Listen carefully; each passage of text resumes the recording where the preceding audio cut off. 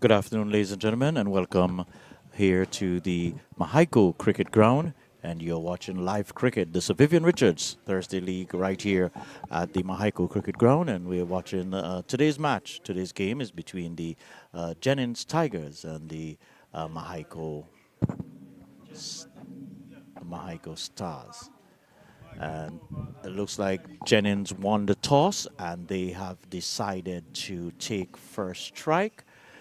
And the opening pair there looks Michael Dover, who will be taking the first strike, and Malik Jacobs. Just will get the bowler's name to you in a short while. But while we do that, let me say good afternoon and welcome to Hillary Crive Emmanuel. You seem always to want to get the names mixed up.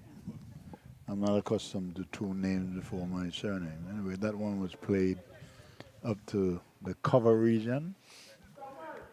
No run. Good afternoon to you, John.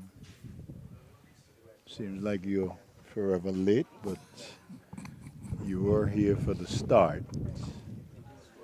So I guess we have to be grateful. It's a beautiful day for cricket. It's sunny with a breeze coming in from the northeast.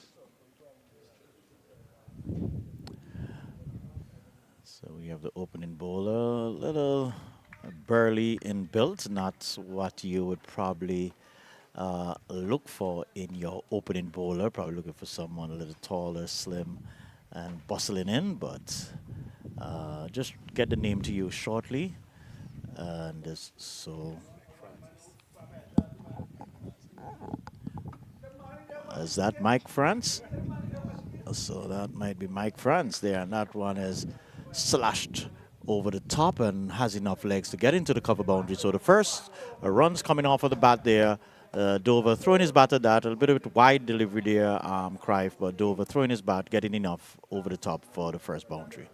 He was getting the necessary width. He was never in danger of being caught, even though the cover and point fielders are fairly, out of the circle, but was never in any danger of being caught. All right, so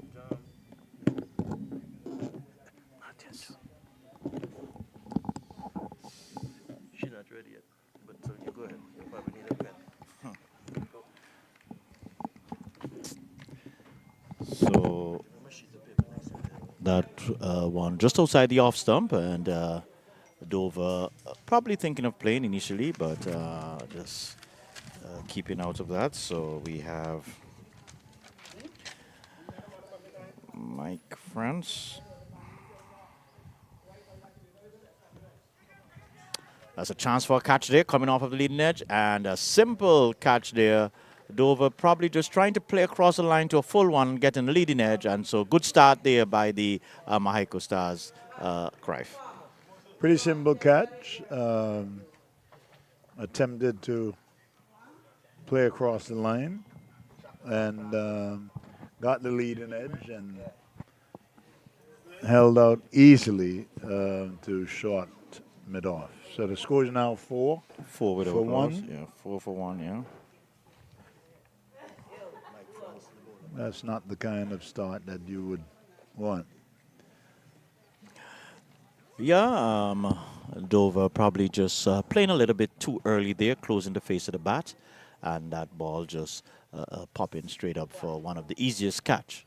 Crive, I think even you could have taken that catch. Easily. Easily. All right, so the batsman that walked out there is looks like Dahari Francis. Dahari is one of the youngsters that I think a lot of eyes are on, looking to see his maturity in the game and hopefully making that step forward, getting himself cemented in the Antigua team at least, and then looking to gravitate. But he has present duties to deal with, trying to take his team here out of a little spot of bother.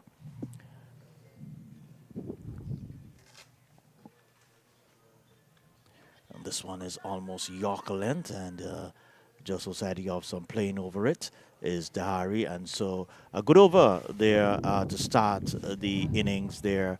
And at the end of over number one, it's 4 for 1. Yes, I I cannot understand that we've been doing these games for um, since Christ was a corporal, and I have not seen yet um, an approach that would suggest that there's a plan to um, see the power play, see how equipped you can be in getting at least 4 runs and over without losing too many wickets. So I'm hoping that today will be, um, you will see a plan implemented by the men from Jennings, because you're not, I mean, in terms of placement, you're not actually solid at the moment, having lost 1 wicket. What's the name of the bowler? Full delivery down the leg side, wide signal by the umpire.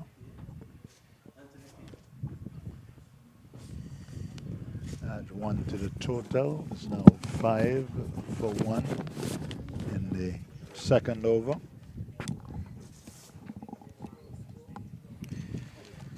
Yeah, Cruyff, it's Anthony Pierre is the other opening bowler. And so from no ball to wide. So definitely not getting his start on cue. So I'm wondering if going up the hill is affecting him a bit. And I'm happy to see, John, that most of the players are very, very young. I'm not talking about not only being youngsters, they are extremely young on both sides, and that is a good sight to see. All right, so there should be a free hit as Pierre comes in. And this one again looks like he's angling into the body of the batsman. And let's see what's the signal, if any, by the umpire. So a bye signal. As you look at the pitch, I don't know that the greenness of the pitch would suggest that you're going to have a lot of lateral movement or some pace. I think that the bounce so far has been even, and for all intent and purposes, that happens to be the most important thing for me. So long as the bounce is even, then I think that it gives both teams an opportunity to score some runs. Interesting field placement here, Cruyff. 2 men out on the offside in the power play. So I guess the bowler will be trying to maintain that line outside the off stump. And yes, he does, close to a wide, but right inside the tram line. So dot ball. So normally in a T20, there's normally protection on the leg side, but they're putting a man on the wide cover boundary there, and the man on the long off boundary. So I think that you noticed too, John, that the field is a defensive, is a good delivery, beaten outside the off stump, going for an illustrious drive, did not make contact. Is that reminiscent of what happened in the West Indies team? You're waving me off. 27. The 27ers. Yes, you're waving me off, and sounds like it's a subject that you don't want to discuss. Chris drive here by Dahari here, just beating the man there at a short cover position and getting an easy single. So the score goes up to 8 without loss. Yeah, that's actually a subject matter. I really don't even really want to discuss that. I know it's cricket and I know it can happen, but Less said, better for me. I don't I don't think that it would be fair since they've invited all kinds of legends from all over the Caribbean to join them in an emergency meeting. This is something that has to be discussed. For me, John, it's nothing but a waste of time. It's As Pierre comes around the wicket to the left-handed Malik Jacob and driving that one on the onside there and looking for two and good running, excellent running, recognizing that the fieldsmen were not really aggressive there to the ball and so they were able to scamper through for 2 runs. Score goes up to 10, 10 without loss and Malik Jacobs gets off of the mark with that crisp little drive on the onside. Well, quite obviously something they have to discuss. I was just wondering if they forgot your email address, if they didn't have your email address what well, I to send you an invite. know it would have gone to the junk mail anyway. This one is short, coming off the back of the bat, and he's out. So a short delivery down the leg side, and there was Jacobs looking to pull that one, going through with the shot very quickly, and just getting the back of the bat or the gloves, and an easy catch there to the man at first slip. And again, I don't know that that was a shot that you needed to play in the second over. He was not in position for the shot, trying to more or less cross butt instead of getting inside, properly inside of the line to effect the pull shot. And a very, very simple catch in the end to the man standing at first slip. 2 down for 10, is it? John? Yes, 10, 10 for 2. We're in over, 10 for 2 from over number 2 overs. Number 3. So we're getting into number 3 now. Yes. So after 1, we had, what was the score? 3. I'm beginning to wonder if the men from Jennings really came to play. Let me get the name of that. What's the name of the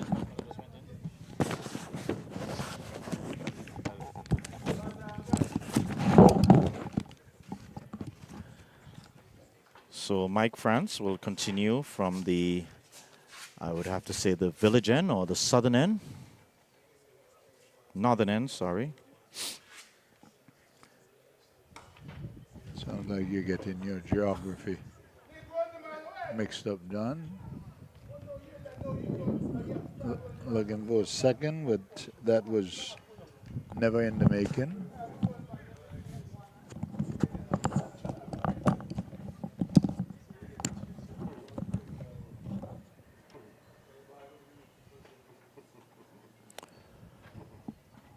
So the new batsman there, Nick Alvin. He's about to take his first delivery, face his first delivery. There's a slipper man at a, what should I say? That's a short third man position, staggered, point, cover, extra cover, mid off, man on the long on boundary. And this one is reaching outside there for it. And sloppy piece of fielding there by the youngster there and the short third man position. And so they're getting 2 easy runs there. Might have taken his eyes off the ball. And you know that in the very, very elementary stage of the cricket game, that's one of the first things that you must learn to do. Keep your eyes on the ball at all times, whether fielding or batting. 13 without loss. No, for 2, John. 13 for 2. Are you showing your bias that you would suggest that there are no wickets down for Jennings? 4 and 1. Straight down the ground. And if the replay, okay. Lady signal. She's recalled that signal, so it went all the way. So probably hitting the rope flush there, so that's It 6. sounds as if she had the benefit of replay. But from my vantage point, of course, John, that my eyes are always going to be better than yours. That did hit the rope full, so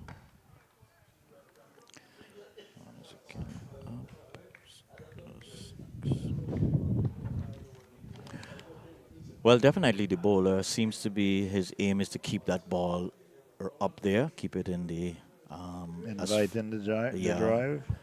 as full as possible. I'm trying to see where the extra man is on the boundary. I see one on the long on. I don't see.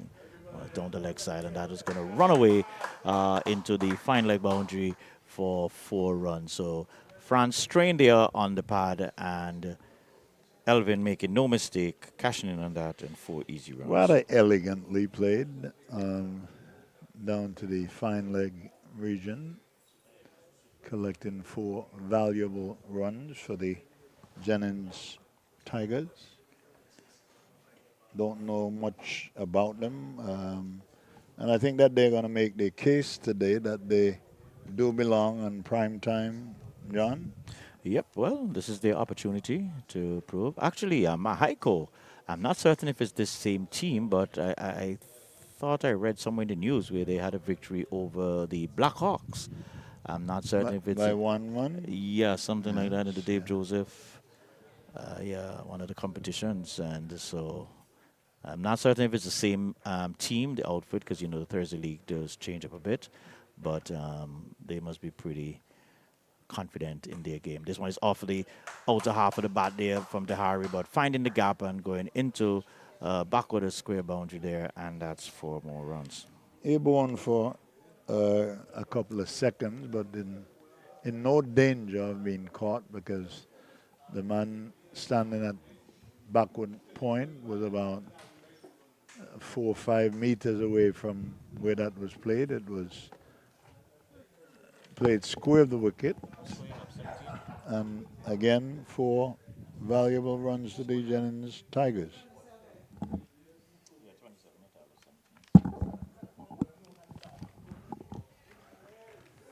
Not a good shot. Did, Short, lifting outside the off stump. Totally unnecessary. did that get a little extra bunks there, Clive? Yes, that was the only ball that I've seen so far. But it was not on the pitch. It was pitched way outside of the off stump. So definitely no bother. They're gonna get 4 byes. Wise, 4 wise. Now signaled by the umpire. So that's 5. That's a very peculiar way of signaling the boundaries.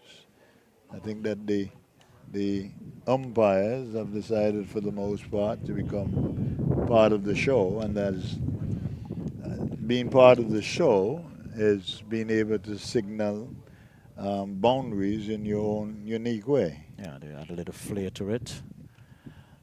So Pierre just struggling a bit outside the off, then down the leg, going for a slower one, and deceiving Francis there. And so No signal from the umpire. No, Full toss. I think that if he had elected to play that through the offside as opposed to trying to drag it to the onside, he would have had better results.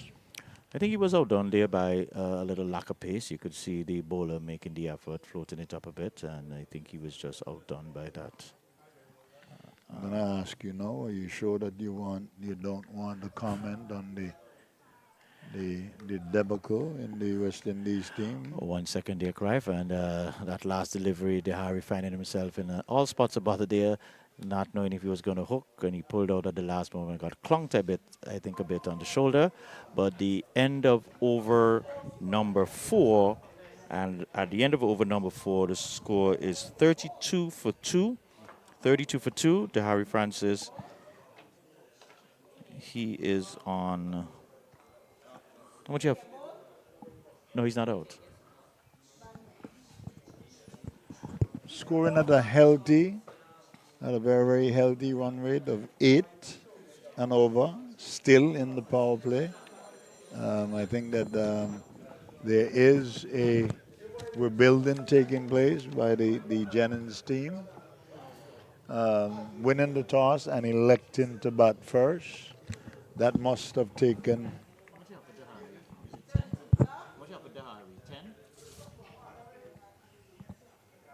that must have taken a lot of confidence by the Jennings team to see a pitch full of grass, but had the necessary confidence to decide to take first strike. So one more delivery in the over, and just play it nicely there with some soft hands onto the offside there, and get in a easy. Whoop. So 33 for two, 4 overs gone. We're still Uh, we're still in. Wait, I thought the over was wait. Am I missing something here? So we're still in over number 4. right. Cannot remember seeing any wides or any Yeah, byes. there were four no balls, 4 wides. Yeah, there were 4 wides. So yeah, it's correct. I just jumped ahead of myself there a while ago. Correct. Right. Yeah. So it's 33 for 2, and we're still in over number 4. I have this as the final legal delivery. This one is hitting a bit uppishly, but wide of the bowler there. Man coming across, picking up nicely, but enough time for the batsman to be able to get 2 runs there. And so the Over is completed. finally completed. Yep, so it's 2 runs. And so the score goes up to 35. 35 for 2. And we're just completed 4 overs. So a good little partnership here, Crive, Yeah. between these 2 batsmen here. A little bit of a rebuilding on the part of the Jennings team, having lost 2 early wickets in the power play, and we're still actually in the power play. And for those who are not familiar with the 20 over format, the first 6 overs will complete the power play. The change of bowling from the northern end, John. Yeah, looks that way. Another youngster seems to be medium pace again. What I was going to ask you to, Crive, Jennings won the toss and they decided to bat. Normally, when you see a green turf like this, from what we're seeing out here, you would think that there would be quite a bit of movement, maybe a little extra bounce here and there. Right. But they decided, okay, let's watch this delivery. This one is short, and there is Dahari just helping it on its way back with a square for 4 runs. And so the score moves up to 39 for 2. Yes, I think that the wicket, the pitch is solid. What's the name of the bowler?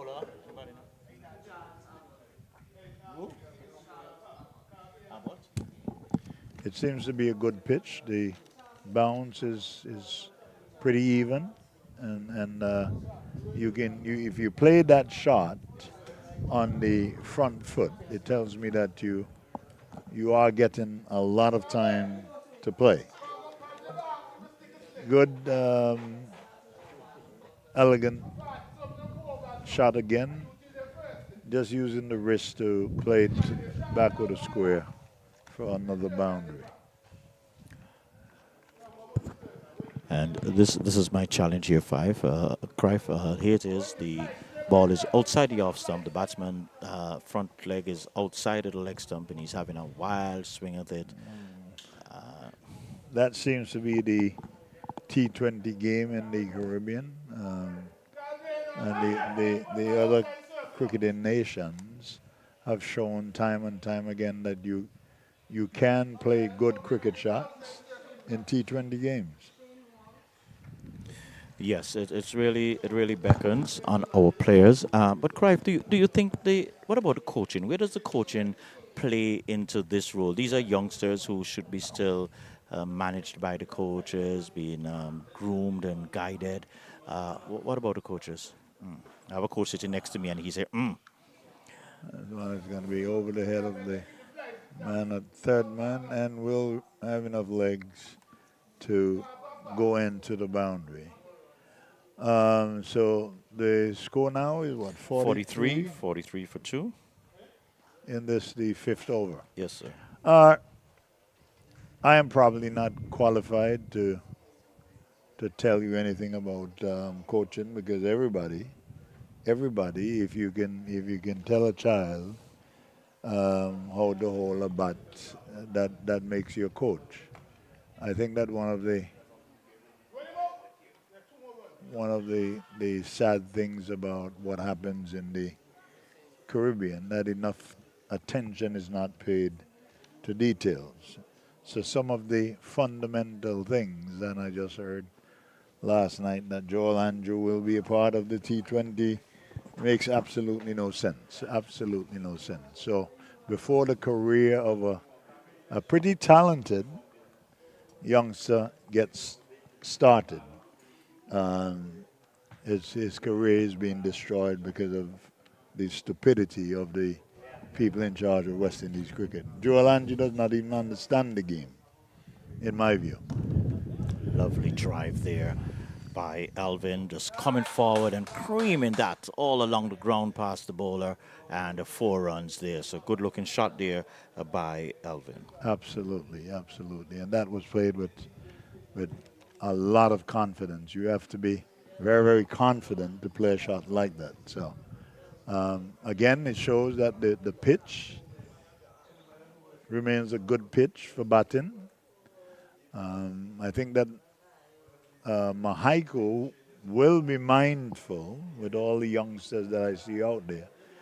Will be mindful to try and curtail this scoring by the Jennings Tigers because you will have your chance to bat, and if the score does not remain manageable, you could be in for a very, very long day. That's so true, so true. And so they would want to. The batters now are looking a little bit freer. You could see they're playing their shots now with a lot more confidence. Yes. And this one is hit. Where should have been a catch there, but that was hit with like a bullet. But I still think it should have been caught, but just probably grazing the finger of the fieldsman there, Cruyff, and canning into the boundary. I don't think that the man at cover had any intention of putting his hands to that. And I can feel for the youngster. That was a not sorry. That's a no ball also. So adding It insult. would not have mattered. So that's 4 runs there. So that's 5. So can you say with a certain degree of accuracy that the fielder did sense that it was going to be a no ball and had no intention to put his hands to it? Probably he heard the call and said, "Hey, I'm not going to risk any injury for, for a no result." Okay, and that's a run, I guess. Okay, so that's a run to end the over, and so after over, who got that? Number Harry. 5. After over number 5, yes, Clive, the score rattles up to 65. That can't be right. 55 for 2. John, I'm wondering, you're showing your bias. I mean, you would have added easily 10 runs to the score, and I'm wondering whether or not there is an ulterior motive. But I think that Jennings Tigers have seized the big Momentum. opportunity. Yes, I think that they are firmly poised. They are ahead in the game, scoring at 10 runs and over. Still in the power play because this is the last over in the power play. So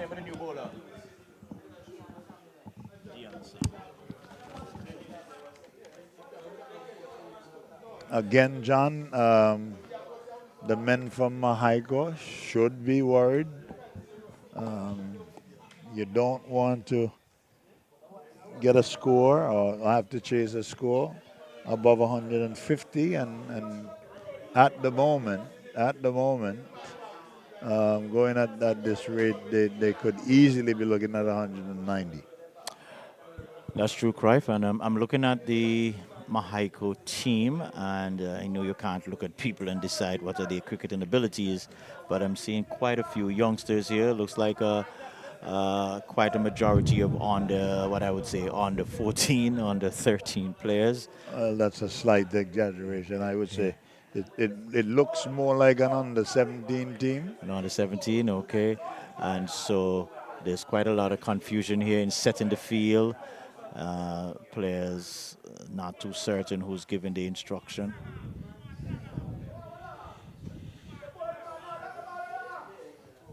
And there should be some realistic expectations. I don't know what the expectations are on the part of the Mahika team, but for me, good stop in the end. Powerfully hit down to long off, only a single. But yes, John, there must be realistic expectations, and I don't think that honestly. Um, Nicely fielded. Another single up to long on. 57, 57 for two. But Cruyff, well, let me just introduce the new bowler there. That is Dion. And there's a chance for stumping. And is he, umpire is walking. Is that the finger or not? Doesn't look like Chalk that up to youthful exuberance exuberance. on the Okay. part of the keeper. It was a good piece of bowling there, though, by the bowler Dion Samuel. Saw the batsman coming down and kind of held it back a bit. He ran over it, but it looked like it also got a little extra bounce there that maybe kind of affected the keeper. But Cruyff, I want to get back to this discussion about Joel Andrew because I also had a similar concern when I saw his name in the T20 lineup. But here's Samuel, and this one is short, and oh my, this is pounded over the square leg boundary, and that may signal a advent of a new ball that's out of the park, and that's six massive runs there for Dehari I Francis. cannot see where that ball is going to be found again today, unless we're going to have to turn the lights on to, and they are actually going to see if they can locate it. Well, this But is back to what you were saying, John. yeah. When I saw his name, and I'm saying, oh my, I hope we are not stereotyping the youngster as a T20 player, and I'm not certain if it's fair to him because he's now under pressure to go there and play a T20 type of cricket, and that is going to be what defines him. And so his development into the test match, the fundamentals of the game will be, significantly affected. Well, it shows again the amount of idiots that you have surrounding the West Indies team, and and I'm talking about all three formats because you cannot tell me that Joel Andrew has never shown any proficiency at the T20 level. He has not shown any. What kind of T20 experience does Joel Andrew have? So you take a youngster who has shown some promise and you have elected to put him into a T20 setup. If you notice what India did, Jaswal and the other Gill, they started as T20 and limited over specialists. Right?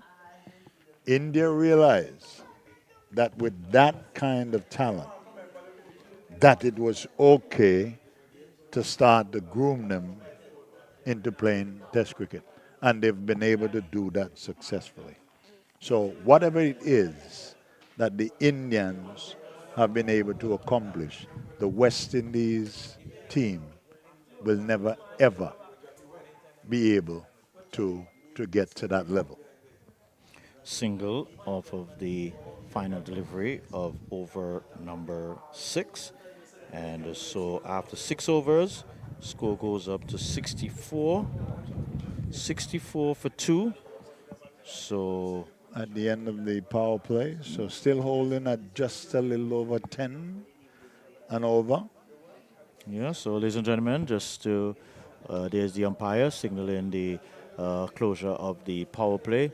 So just to remind you, you're watching live Parish League cricket here. This is Vivian Richards Thursday League Parish League cricket right here. You're coming through live on ABS platform, and we're also coming through on the Antigua Parish League network on our Facebook, Instagram, YouTube, and X platforms. And so we're right here at the Mahaiko Cricket Ground, or the Mahaiko Sports Ground, right next to the Clear Hall Secondary School, in some shades of pink. Here, see a bright. Should we have a discussion, John, whether or not it is fair for Mark Charles to attempt to change the name of the Clear Hall School Cricket Ground to the Mahaiko? Where does he get that authority? We'll have to bring Mark in the hot seat for him to answer that question. Okay, that is fair. But it looks like we're going to have a new bowler. A new bowler coming from the northern end, it looks like. Yeah.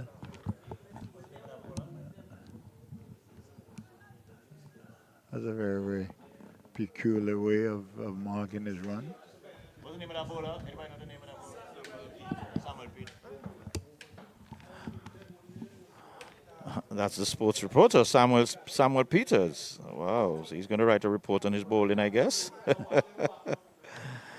Has this peculiar way of marking his run. I am hoping that you will see some substance to it, because he was very, very precise in marking his run. Here he comes, a couple of chip steps and then full run over the wicket, and nope. He's not comfortable with something, changing the field, asking the man at the short fine leg to go back onto the boundary.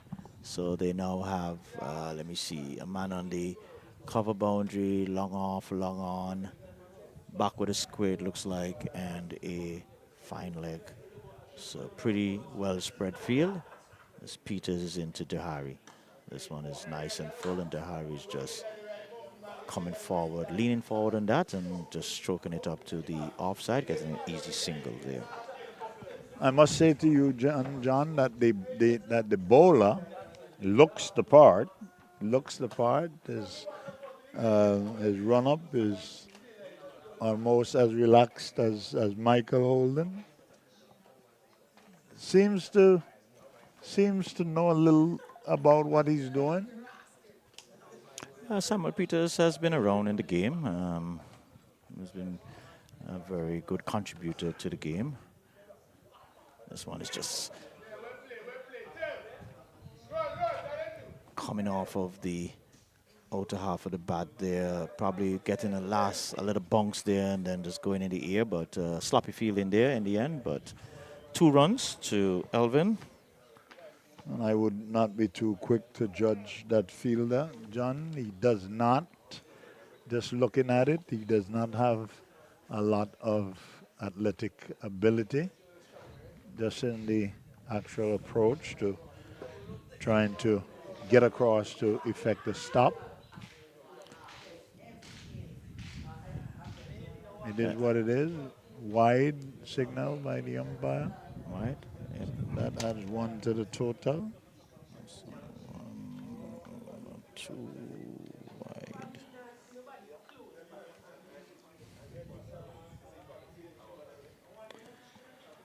Yeah, score goes up to 68. And this is the 7th over. And that should be 65. Let's go with 65.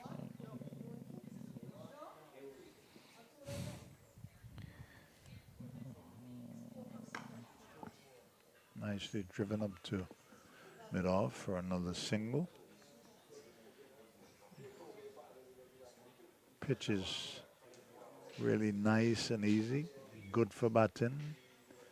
And you add that to the aesthetics of the ground. Seems to be in good condition.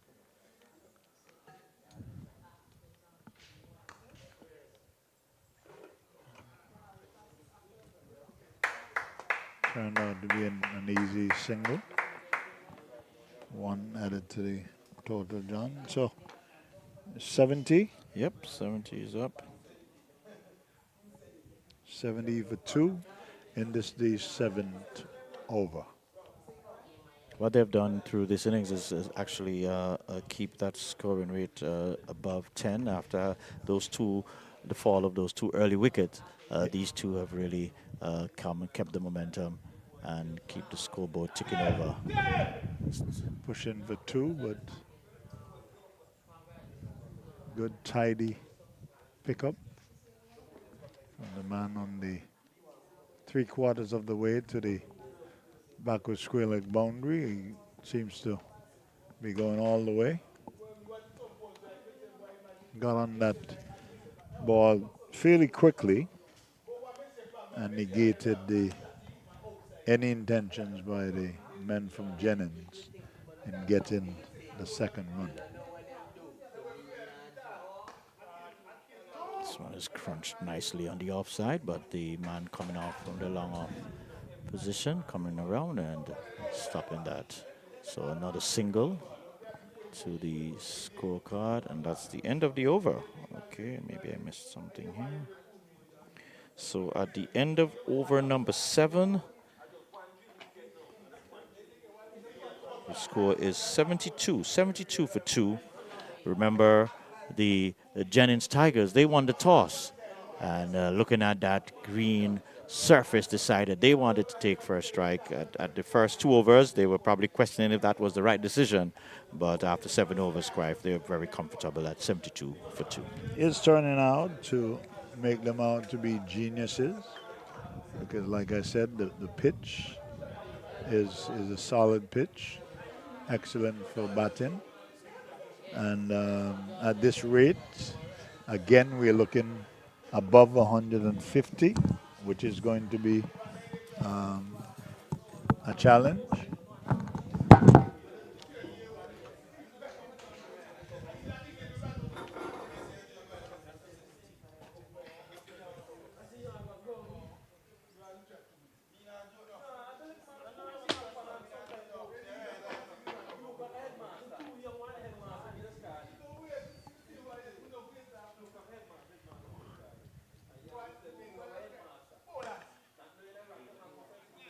Struck straight down the ground for another single.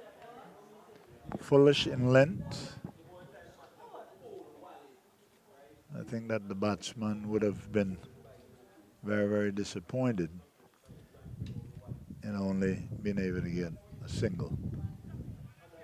Played around the corner, another single. The men from Jennings seems to be intent on keeping the scoreboard ticking. 2 singles out of the first 2 deliveries.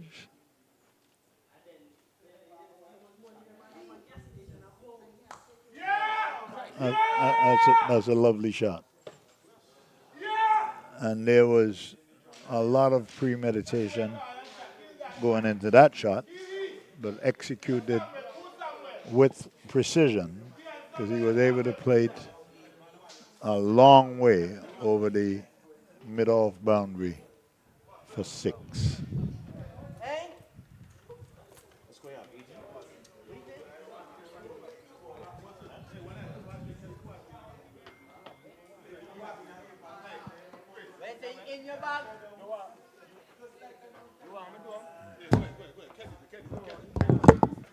Giving himself some room and with a lot of power, playing that one over the mid-off boundary for 6. So, John, I think that...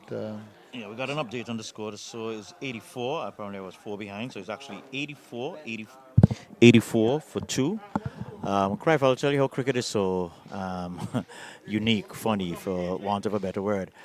When I saw Dahari making the room there to play that stroke, I was like, why are you doing that? You're batting so good. Just stay in the wicket and hit it.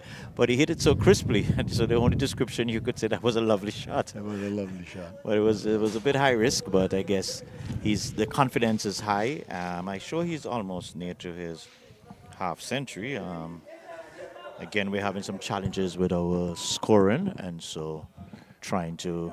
How can you have a challenge when you have a lovely lady in the back of you, John, willing to keep you abreast of what the real score is? So is it time for us to encourage our listeners just to understand that any score given by you is fictitious in nature and not close to the actual score? No, that would be a little bit over the moon there. It's actually 84. I got it from the scorer, so we are on par. We are on 84 for two. Um, but Cruyff, And this is the 8 over, by the way. yeah. But Cruyff, while I think we're in a ball finding time here. Back to the West Indies and more particular in Joel Andrew. This youngster from India, I can't remember his name, but a 14-year-old who started in the IPL, or we got Correct. known to him in the IPL. Correct. Um, he has gotten his way in the T20 format. Why can't the same apply to Joel Andrew? No, because from a fundamental standpoint, John, it's like chalk and cheese. I've seen. Well, I had the pleasure of seeing the man child who played in the India Premier League, and one thing that stood out for you right away was that he was prepared. He was technically advanced, um, and it's not easy to make a century in the India Premier League because one has to understand that they're going to have the best bowlers in the world on display. And I've seen that 14-year-old man child dismantle, I'm talking about world class bowling. Would you honestly say that Joel Andrew is close to that? I don't think that you need to answer that question because you're going to incriminate yourself. He's not even close. No, Cruyff, what I would say is, and I think I asked that question, I think Frankie and I were commentating the time, and I said, you look at the technical skill set of these guys from Pakistan. Oh, that's crunched in the offside. No chance there for the fieldsman. That was hit with some power there by Dahari, and so he's really getting into a zone now, and that's 4 more runs. 88 for two. That was, I'm going to choose another adjective, ferocious. Short, just a little outside of the off stump, and literally, I mean, that crashed into the boundary as if it was a rocket. This one is a chance for a catcher. No, doesn't have the legs. Fall well short of the man there on the wide, long on boundary. So a little anticlimax there after a single. So that goes up to 89 for two. Yes, John. It is.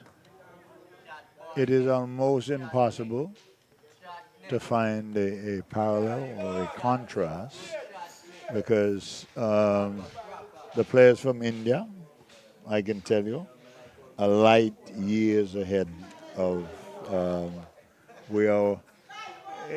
I mean, Hold your thought 1 second, Cruyff. After 8 overs completed, guys, we are 90 for two. Cruyff, okay, we're speaking about the Indians. Why are the Indians so far ahead of us? preparation, serious preparation, paying attention to details and not taking these so-called simple deficiencies to be nothing.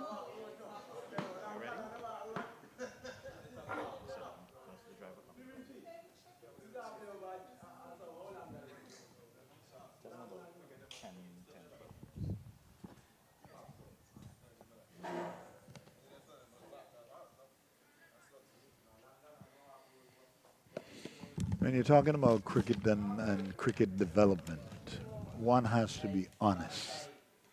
It takes honesty. And if you're not willing to discuss West Indies cricket and be honest, I think that with all the bravado and all the nonsense that seems to be making its way into West Indies cricket does not make a lot of sense. Stroked up to the sweeper on the cover boundary, only single, foolish length. Cruyff, I hear you, but I'm saying, okay, let's forget about West. Let's get to Antigua here, our local.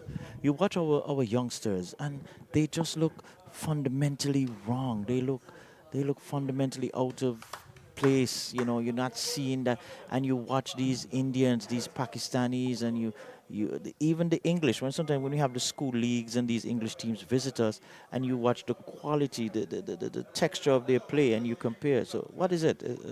Is it a veneer? Is it lack of practice? What is it? Again, John, it's the attention or the lack of attention for purposes of this discussion. It's the lack of attention to details. You cannot decide that some of the fundamental deficiencies that you see in West Indies cricket, you cannot make a decision and decide that it's not important to correct them. That is where we are in West Indies cricket. And these simple deficiencies will become greater. No, that one was tugged from. Oh, beautiful pick up there by the man there, coming around from a wide long on, almost ending up into a mid wicket area, and they were able to get 2 runs. Yes. 2 runs there, so score goes up to 94. 94 for 2.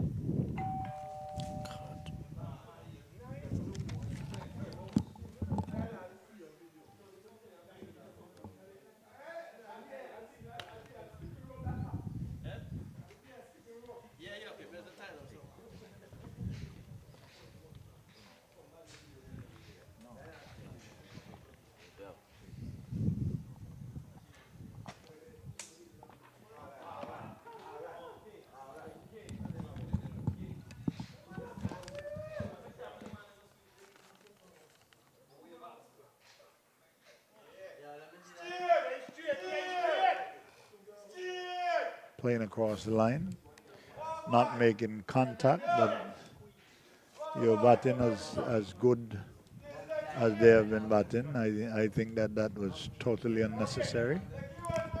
Yeah, but he did play that shot when he got the 2 runs there. That's a similar shot he played, going right across the line, tugging it around. So it worked. I guess he think it could work again. But let's see what happens here. Samuel Peters comes over the wicket, and the batsman is coming down the wicket. And I'm not certain if Peters saw him, but he put that down into the pitch, and Just at his length, good thinking, because he probably would have known that he would have been, hit over mid wicket.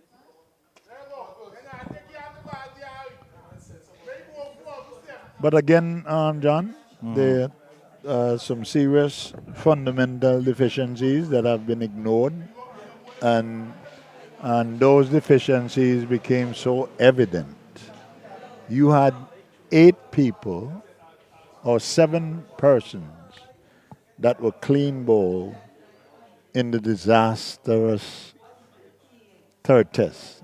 How is it that you can be bowled at the highest level, defending 9 inches from the leg stump to the off stump is 9 inches, 9 inches, and if you cannot defend 9 inches, you have no right playing Test cricket. Samuels continuing to the attack. Nicely turned on the onside there by Dahari. Score goes up to 95. 95 for 2.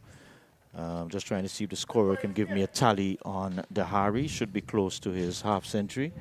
Any tally on Dahari's scorer? 45. 45, okay. So he's on 45. What happened there? 45. And we're still in the ninth over, John? Yeah, we're going over number 10 now. Okay. So right at the halfway mark. And if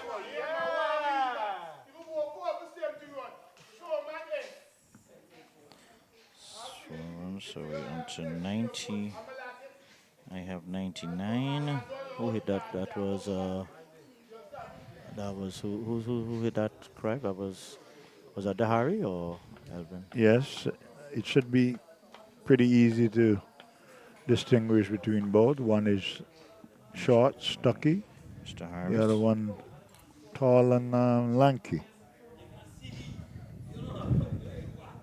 But I can't imagine that you would be able to make that distinction, John, because you do spend an inordinate amount of time on your phone. And I hate to put that out there because the listeners may actually feel I, like they've been cheated out of this one is tugged on the leg side. This is big, and that's a maximum out of the ground again. And so the Jennings batsmen are really enjoying. They're having their pre-carnival celebration, and another maximum for 6 there. that So brings up the 100. yeah, 105. John, it's going to be a long day for the men from Mahaigo. Like I said, there are reasonable expectations, and looking at the ages of the boys from Mahaigo, I don't think that I would think that 150, 160 would be insurmountable.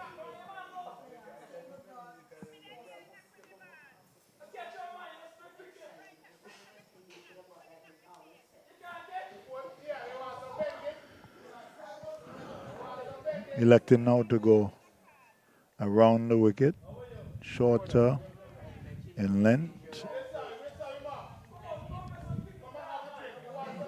played down to shortest third man for a single. Single or the umpire signaled by. So the umpire hands up there a while ago. Cannot be, that came squarely off the bat. Maybe he needs better glasses than you, John. That should be the 50 for Dahari there.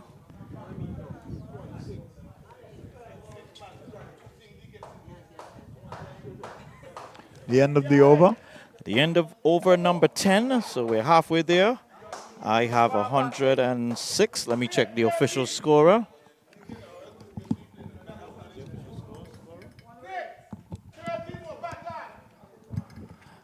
So it's 108, 108 for 2. Dahari is on 46. 46. Dahari's on 46, so I guess this 4 was for Elvin. So Crive halfway there, 108 for 2. And I guess we would say an excellent start there for the... Not an excellent start, an excellent recovery on the part of the men from Jennings. And they're now the win predictor. The win predictor already, Crive? Yes, have them squarely in front. 75%. Good delivery.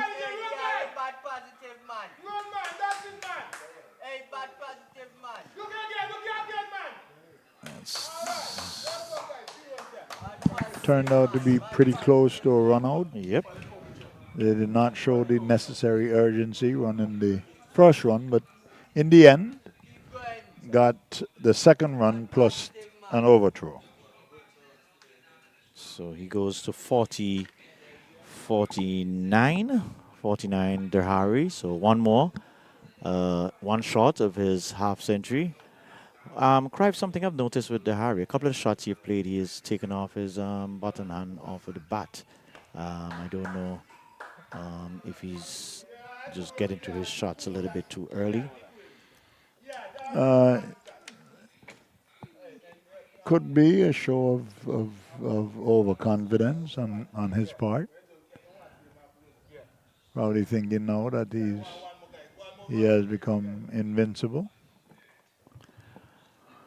So it's a youngster, looks like Pierre, and this one is crunched, and that should make it to the boundary. So beautiful 50 on the board there for Dehari Francis, and so getting some real good support from his teammates out here. Score goes up to 116 for 2. Good half century, and at this point it's left to be seen whether or not he's going to give it away. And so said, so done. So said, so done. You brought up a 50, and you must have said to yourself that that is enough. Not good cricket at all. Not good cricket at all. So, the half-century maker has seen his demise casually playing across the line, getting an inside edge and skying the ball to the man at short cover. So that is the loss of the third wicket, John. What's the name of the batsman?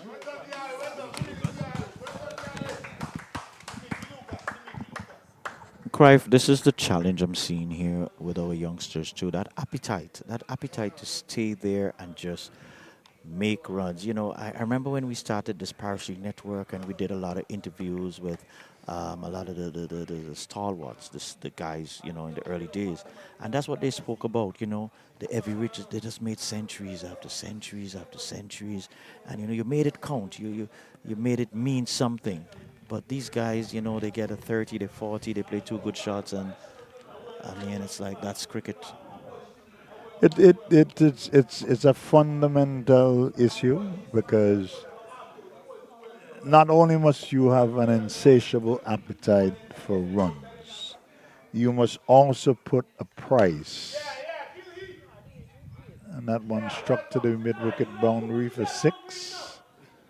First ball, full toss, a gift that was graciously accepted. But again, John, it's a matter of understanding that you must put a price. You must put a price on your wicket. What is that price going to be? Is it going to be 50? Is it going to be 100, or is it going to be 150? So it's not only about appetite and getting that insatiable appetite for runs. It's about an application that tells you that 50 is just not good enough. Oh, beautiful shot there by Lucas. It is Dimitri Lucas just coming to the crease there and just laying back there and just cracking that, slapping that. More with timing, I would say, past the man at point for 4 beautiful runs. Again, a gift short outside the off stump, given the width that every batsman or any informed batsman would want to eat with some delight. Not a good delivery. The last 2 deliveries were not good deliveries, and treated in the manner that they should have been treated. So that's the end of another over number 11. And I have the score at 126. 126 for 3. 126 for 3. 126 for 3. 126 for 3. Still scoring at over 10 and over. Healthy, to say the least. And there's a change of bowling from the southern end. Yep, and you know, I guess Mahiko would have felt, oh wow, we got the wicket of Dehari, so we're getting a little break now. But Dimitri Lucas has come in a no-nonsense mode, and really keeping the momentum going. So there's a new bowler from the pavilion end. We'll try to get the name of the bowler.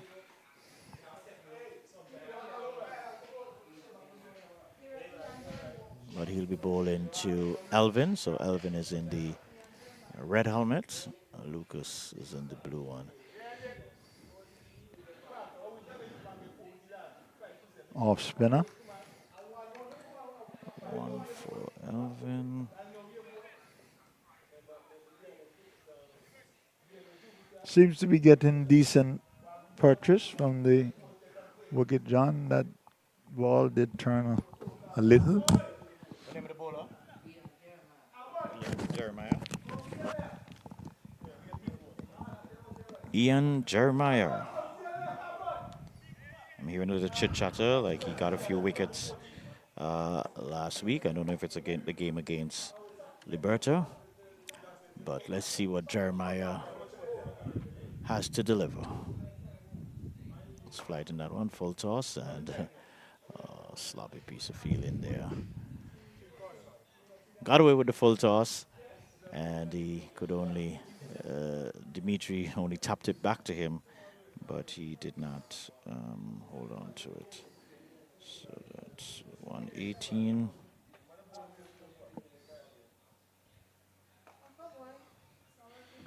Nicely flighted.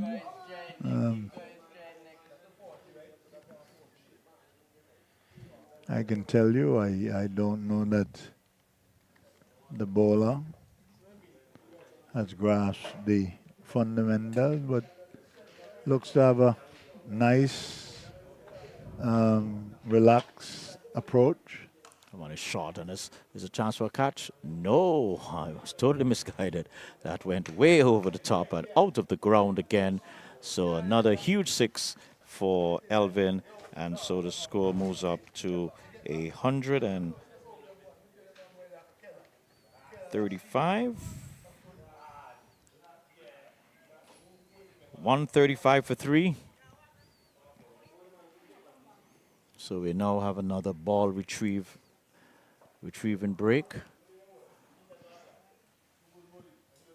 So Cruyff, 11 overs. We're in over number 12, 135. This is possibly looking at a 200 plus. No, that's what I said. And anything in excess of 150, 160 could be deemed insurmountable. Even though, again, that the pitch has shown that it is solid. But you can go back to the Joel Andrew. I don't know. That's the difference between American sports and the what I call jokey West Indies setup, because players in all sports from all over the world, they do hire agents. Agents look into the best interests of their players, whether it be in boxing, baseball, basketball. That is your job. That is your job, to look out for your client and to make sure that at the end of the day, that your client gets the best representation. In cricket, I don't think that these agents exist.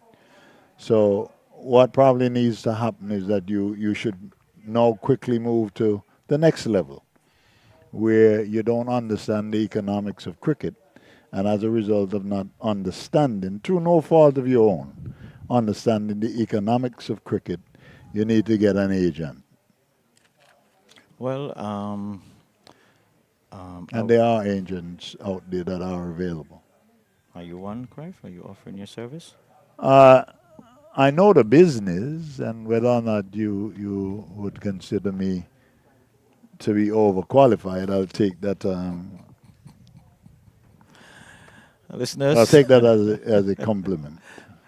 the ball is back in play, and this one is hit down to a short third man, but the fieldsman there was He did got it, get his body behind the ball, did catch it, but just couldn't pull the trigger. Fundamentally, everything was wrong about that. And you see, that's what it comes down to. Fundamentally, the kid actually said it that it was okay to take the single. He was on his knee, which is a no-no. If you're going to be in an aggressive position to try and put some pressure on the batsman, you cannot be on your knees. All right, so we have 12 overs in the bag, 136 for three. 136 for three. And we'll try and get an update on Elvin's score. He has been there for quite a while, should be also coming close to his half century. So we'll get you updated shortly. And he's Dimitri Lucas. I have him on 12. Cruyff, yes. Oh, boy. Yes, John, I will apologize for you. That duty calls.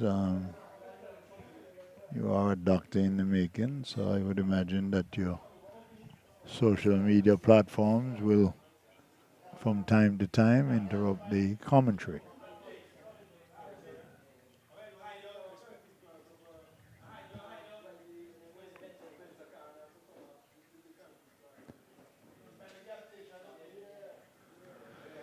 The bowler having heavily supported on the offside. There's a man at short third man, a man at the cover point boundary, a sweeper on the boundary, short cover, and a long off.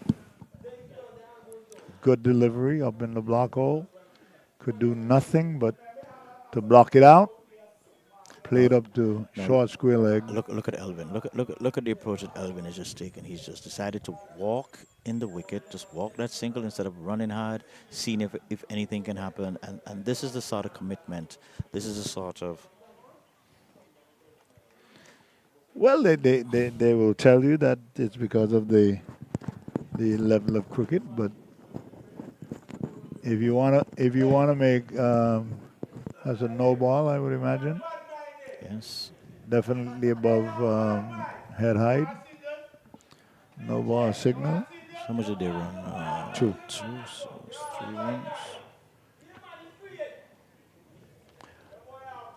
Yeah, but Cruyff, cricket has the sports life has changed. Everything is now you're being broadcast live. Anybody is picking up this game. You could be in India, you could be in Australia. You don't know where this feed is reaching, and so you're always on stage. And so you'd want to. This is a terrible delivery there by the bowler, and that is four Four. wide. So that's 5 runs added to the scorecard here. Well, I don't think that enough has been said at the club level because when I was in coaching, I was more concerned about rounding the prospect, the player. Has to be a rounded commodity once he comes out from under my charge. Then he's going to learn to give an interview. He's going to learn to carry himself as a professional. And that's irrespective of the age. But these things are not, I mean, these things are not taught by coaches and stuff like that. I think that for the most part, they concern themselves. This one played down to the mid-wicket boundary, only a single. Score goes up to 146 for three. We're in over number 13. So Mahaiko definitely would need a wicket. They need to stem this flow. And the bowler is really losing his rhythm. That is a way over the head full toss, and so that is Uh, no ball. and therein lies the difference because there is nobody on the field in a responsible position to go up to the youngster and say to the youngster that, look, you're having your challenges, but the game is not over. That's what you need. and you're not seeing it coming from the coach, because I think that it would be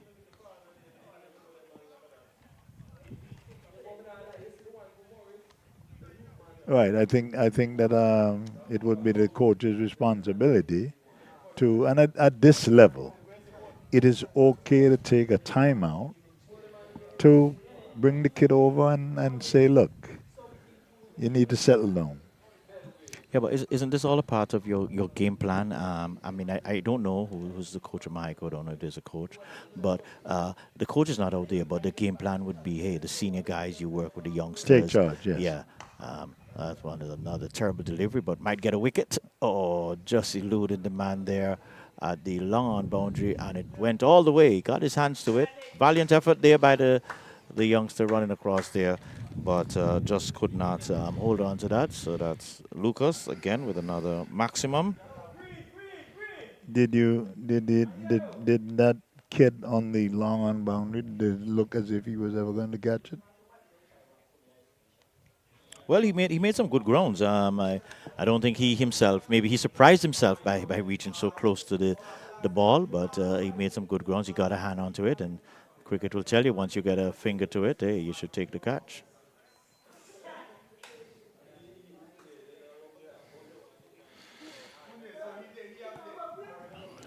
So, We're welcoming the arrival of Sir Frankie oh, Francis, your mathematician is resident. your resident mathematician is here. But the youngster, not a full toss, and this one is creamed. I'm going to say a new ball is needed, and another no ball is signaled. Yes, another no ball is signaled. So, really, 7 runs going onto the cart there. 6 to Elvin. Elvin has to have had his 50 by now. And look at the demeanor of the bowler. Doesn't that tell you that the kid is now demoralized, needs to feel that there's a sense of purpose? And believe it or not, the ball was thrown back by The principal or the I don't, caretaker? I don't think that he would be working at this time. But Yeah, I think the 150 is up here. Yeah, the 150 is up, 151. we're going to be joined by Frankie. We need to make space. I think that Yeah, there's another. he would be better off on the other side. Okay.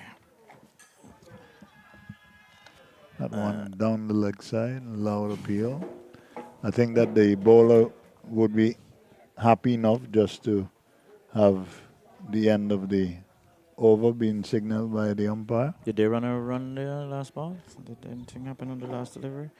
So I'm having the score at 151. Am I correct, scorers? 151?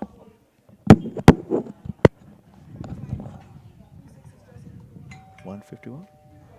159. So I'm way behind the benchmark here. 159.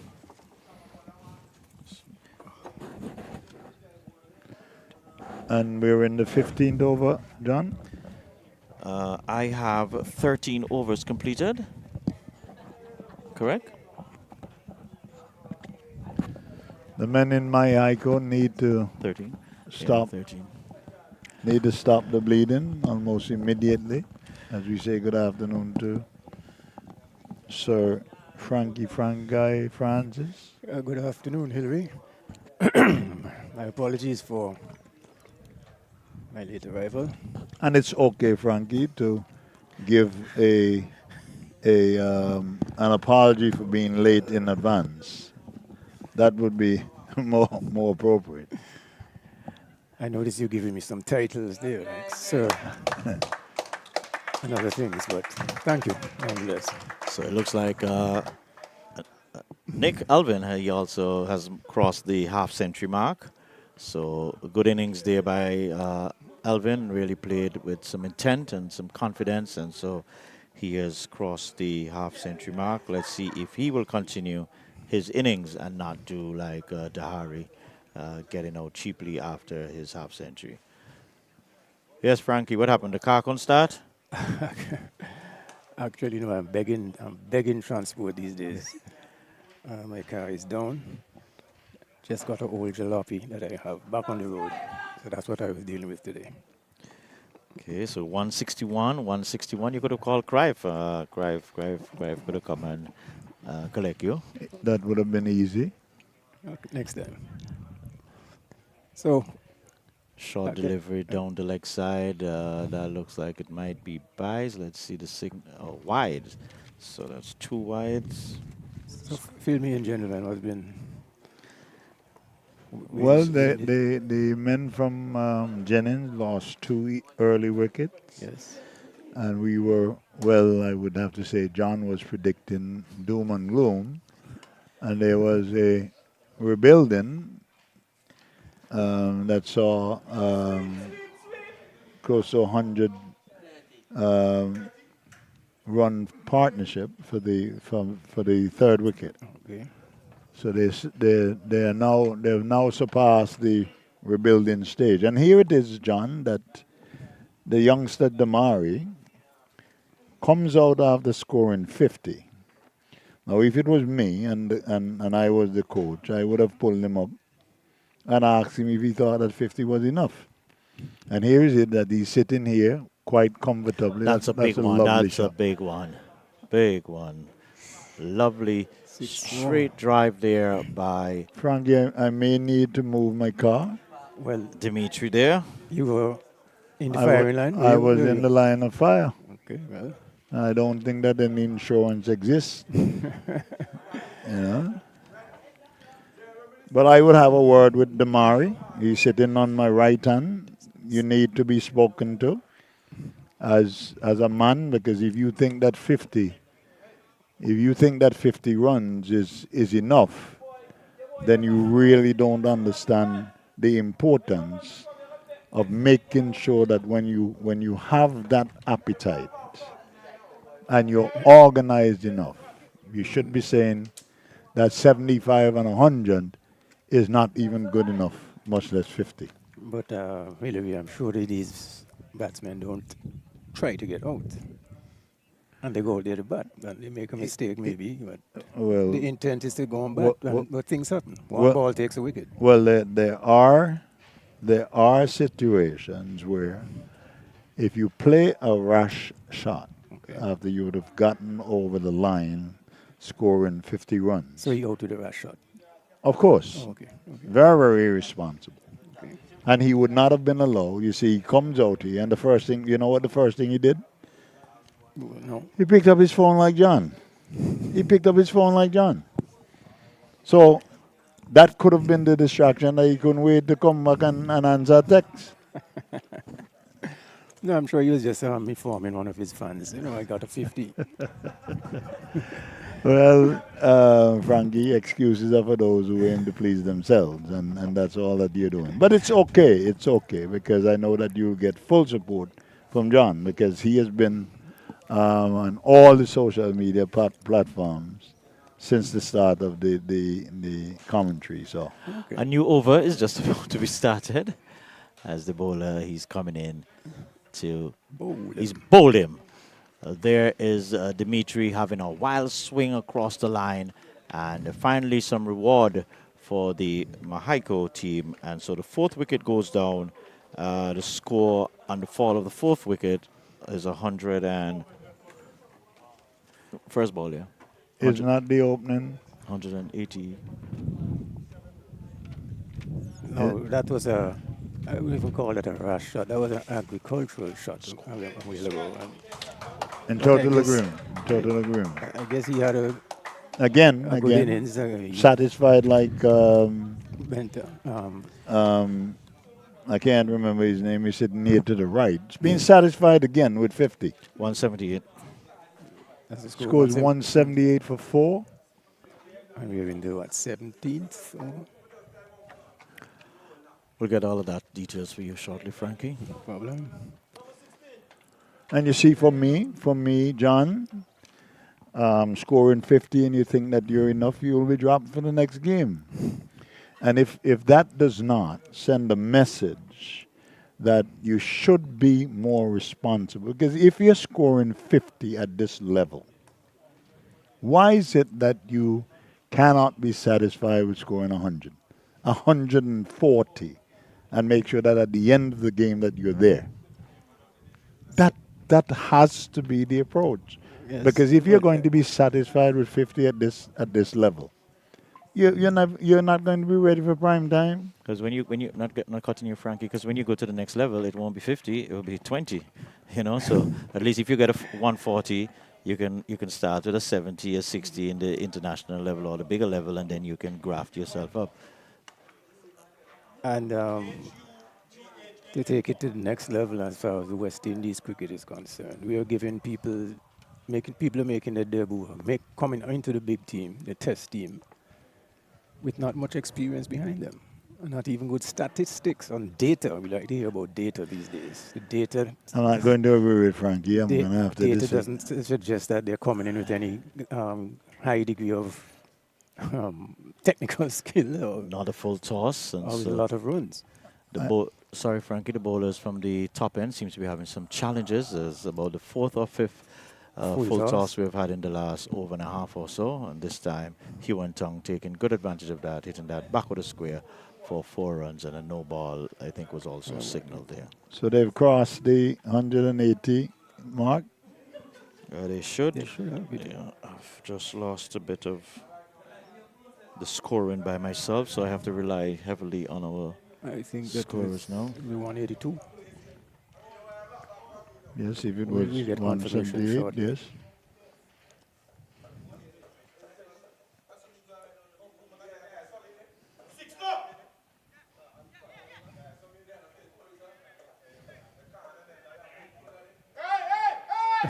Oh, some sloppy cricket over there.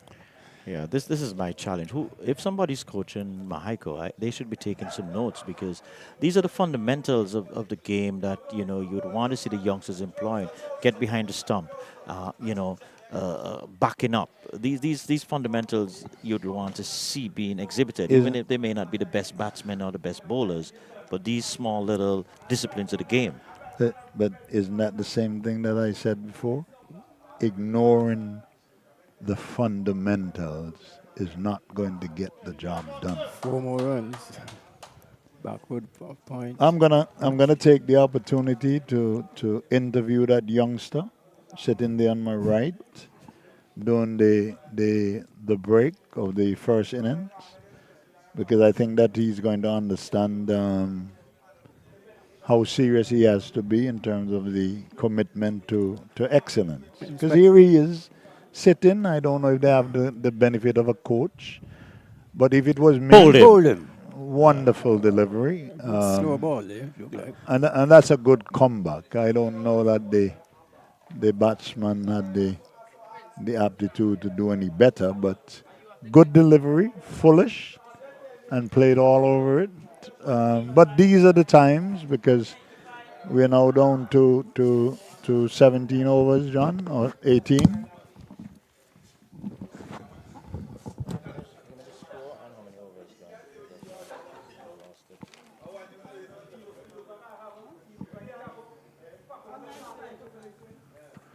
$185 for 5, 195 for 5. 195 for 5. We should.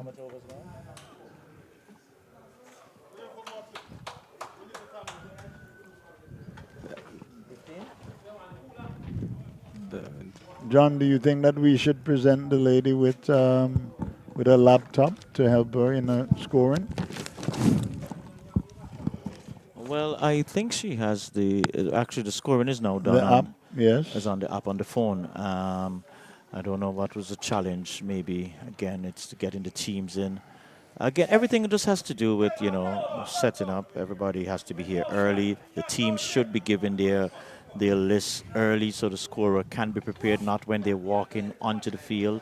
And so it does present a challenge sometimes to the scorers, Yes. to get themselves. Then the umpires are out there, they're signaling the game, but the scorer hasn't uploaded the names into the system yet, and that creates. And John, you have the temerity, the audacity to question whether or not somebody should be here Frankie? early. Or we need to go to another subject. Should we discussing um, Joel Andrew being asked to play at the T20 level? And I made my excuse hours Frankie, ago, you know. I So, walked in here and Cruyff was setting me up with Taddy. Can you imagine that? setting you up. Setting me up. So Slight Taddy needed no invitation to launch into to me okay, because okay. Slight Cruyff, drizzle. Cruyff rolled that pitch so well. My goodness. Ball came on. You better send him up to our Sophia Stadium. No Prepare threat a of good pitch. rain. No threat of rain.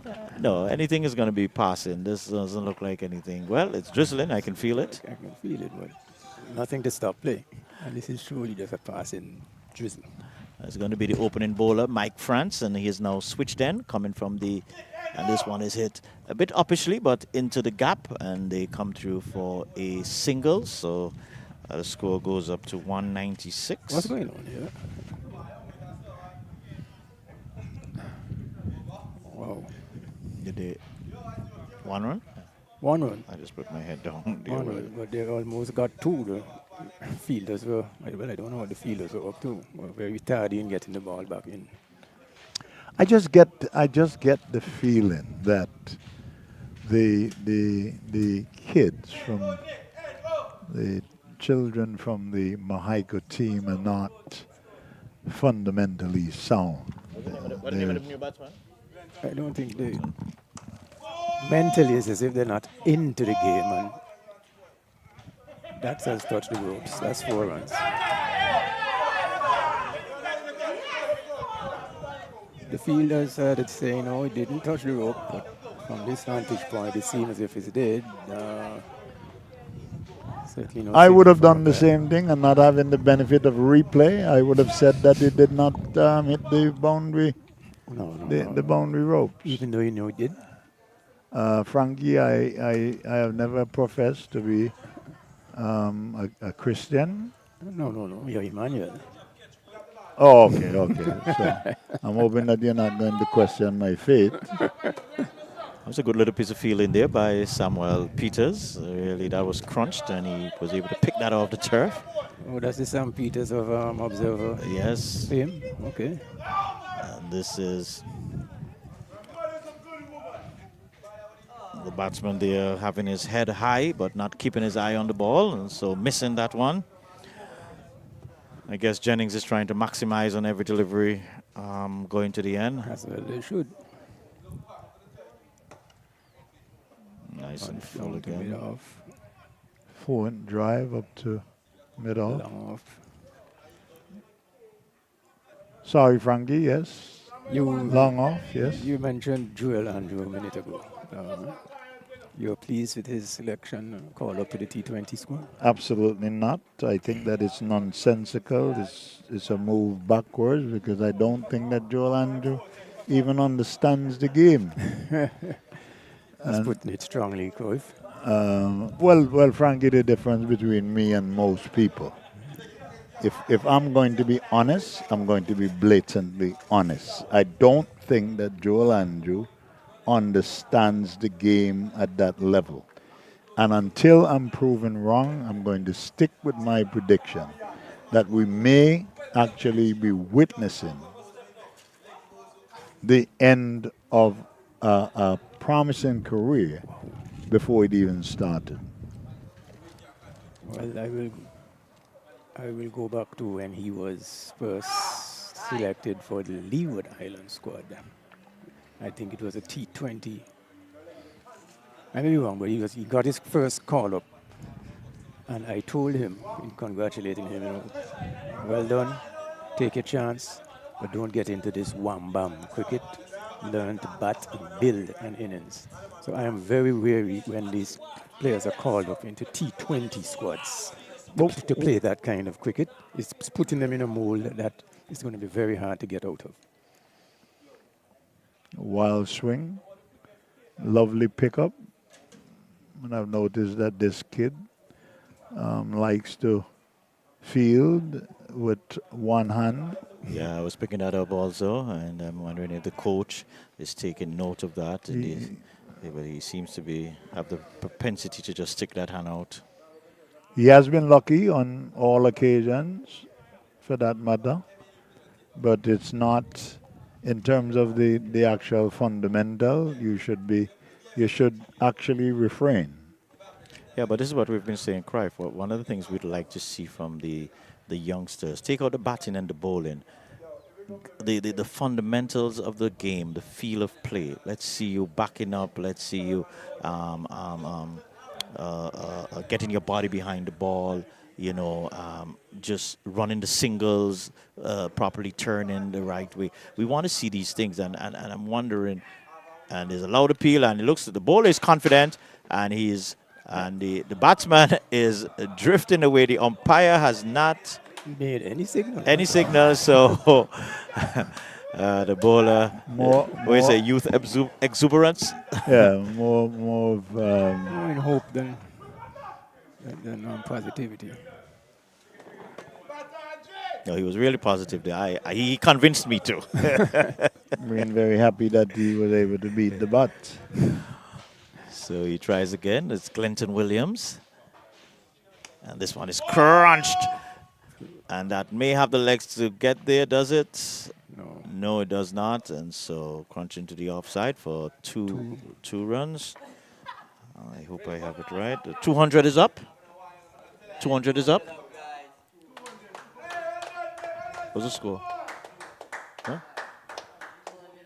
Okay, so it's actually 202 for 5. So I'm just behind the This is going to take some getting by slow ball.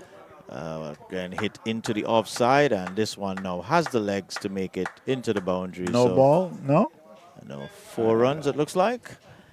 Crife, with the flair these umpires have now, we have to watch everything. So Right. hand goes out, then comes in. So that's 206.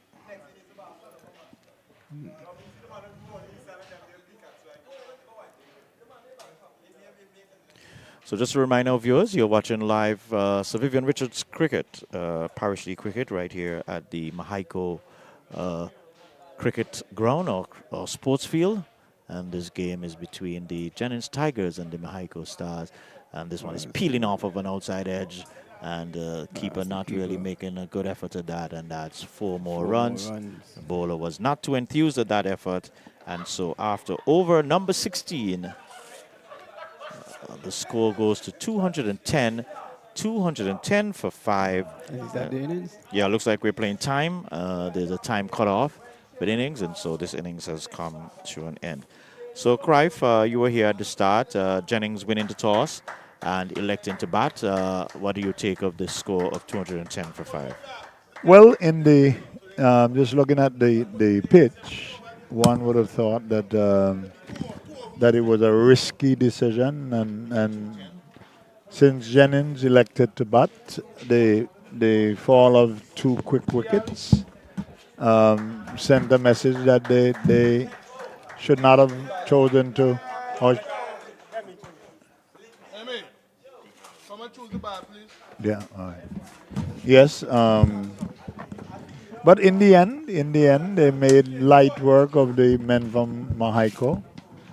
I definitely would have preferred to see some more stickability in terms of the persons who would have gotten to the half centuries. But all in all, it was a wonderful effort by the men from the Jennings Tigers. They were able to get to 200.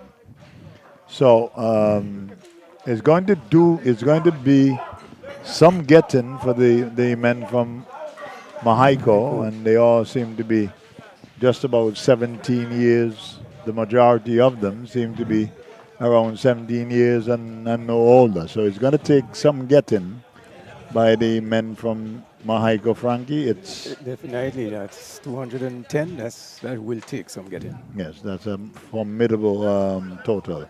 But we have with us the young man who is going to be allowed to.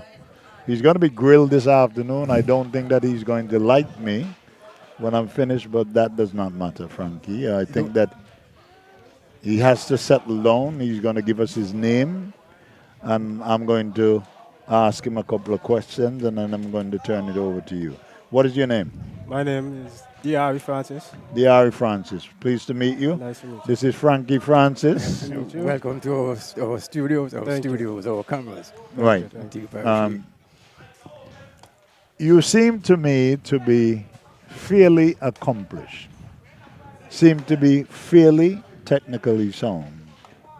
I will say to you that I am a stickler for having the fundamentals before you can start to be extravagant in your stroke play and stuff like that. I would prefer to see a fundamentally sound young man.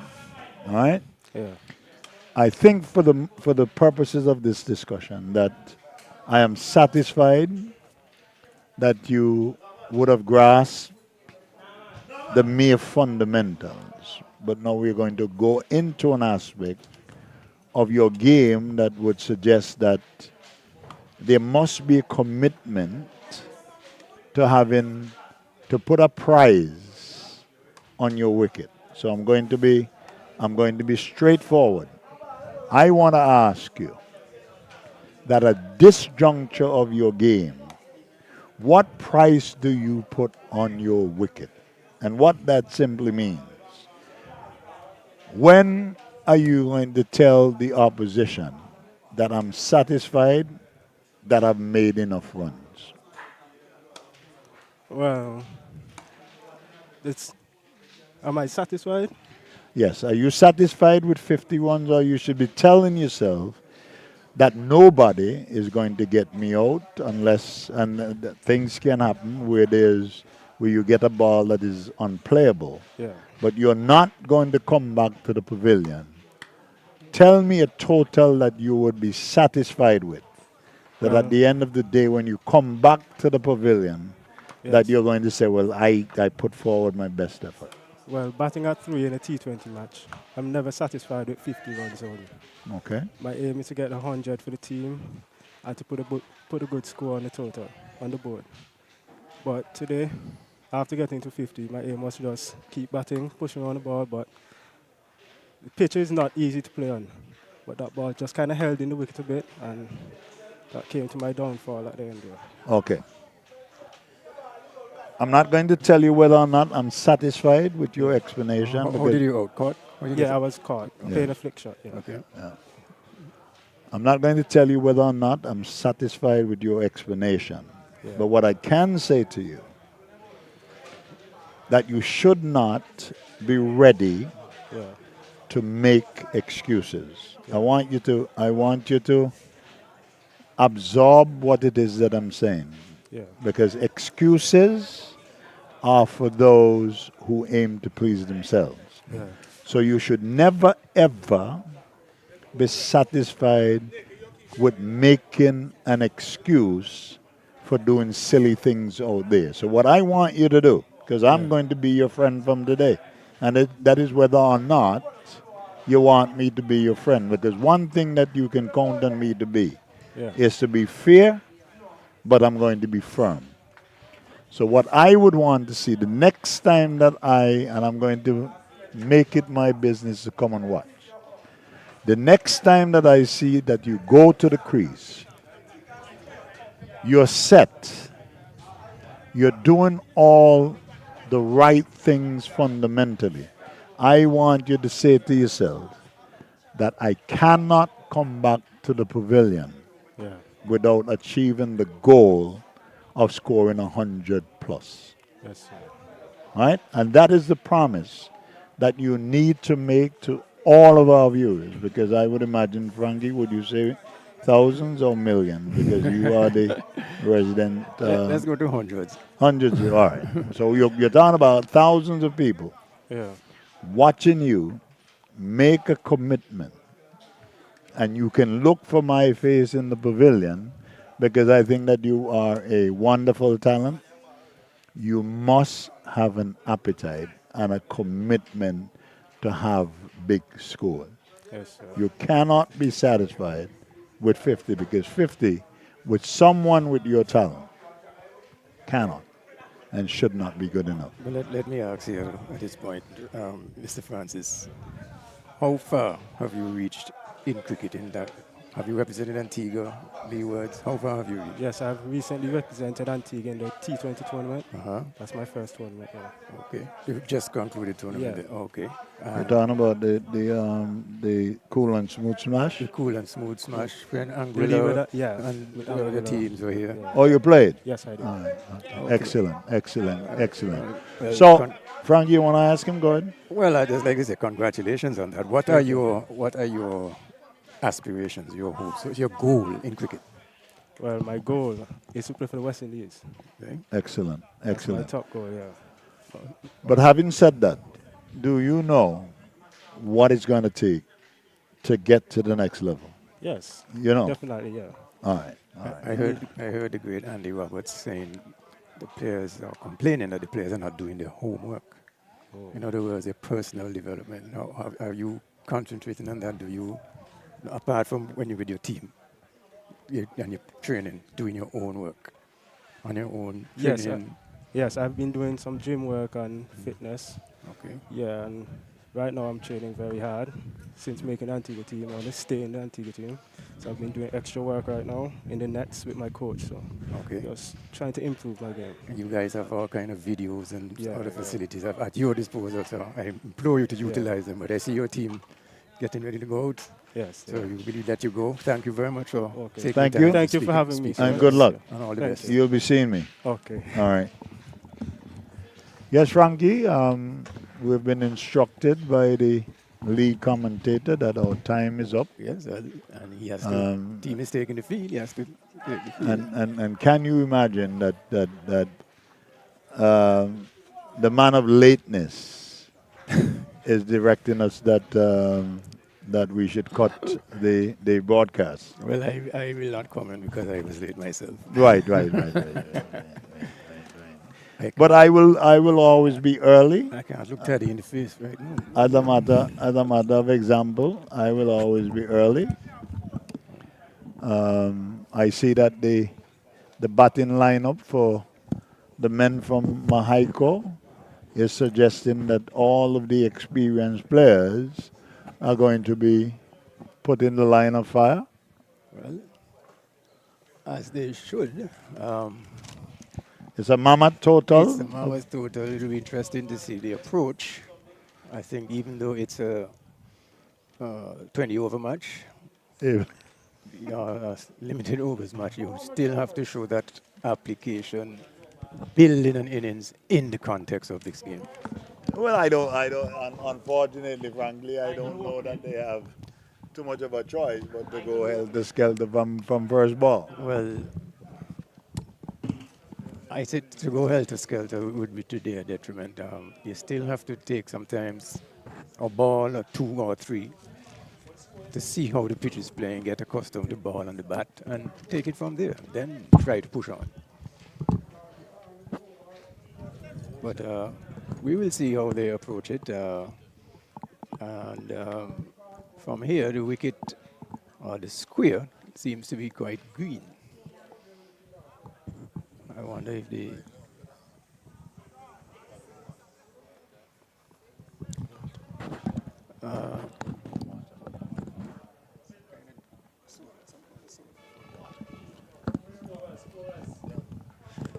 As we just about to witness the start of the Mahaiko innings, the bowler pulls out. John, would you know who's going to be on strike? The batter there looks like the captain, Mike France, and he's accompanied by Norman Pell. I'm just trying to make out the bowler. Not certain who the bowler is at the moment. And this one is nice and full and crunched into the onside. But wow, Pell was looking for a run there, a direct hit there, but he was able to recover and get back, Get into into his ground. ground. Yeah. Umpire, the standing umpire, showing absolutely no interest in the appeal. Well,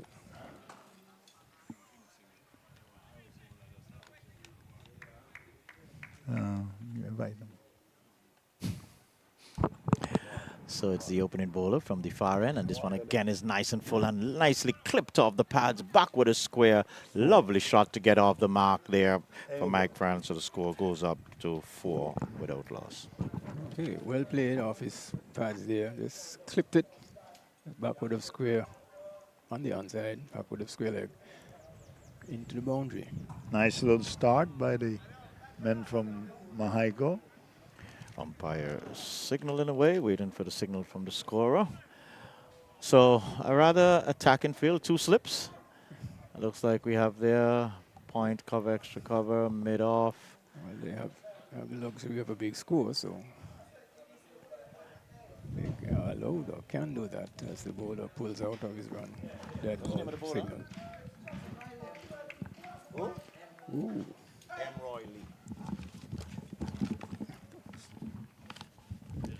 So the bowler there, guys, is Emroy Lee. Emroy Lee. Yeah, we're doing.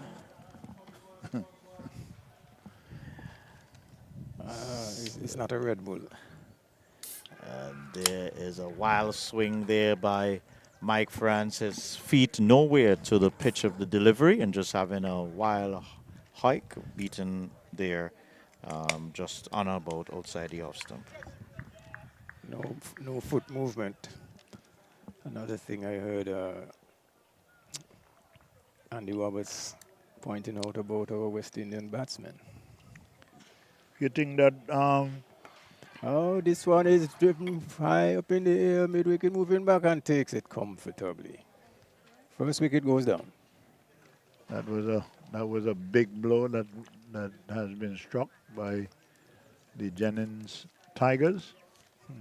Easily caught in the end by the man standing at short mid-wicket. And you see what I say, Cruyff, about not But going would you- helter-skelter from ball one. Right. Take a few deliveries too. But would you put a lot of faith in Sir Andy as it comes to the batting Yes. of the West Indies? Yes. Why? Because he's been around cricket from the time he's about 5 years old. He knows the game. I think that Not fundamentally. because he was a bowler.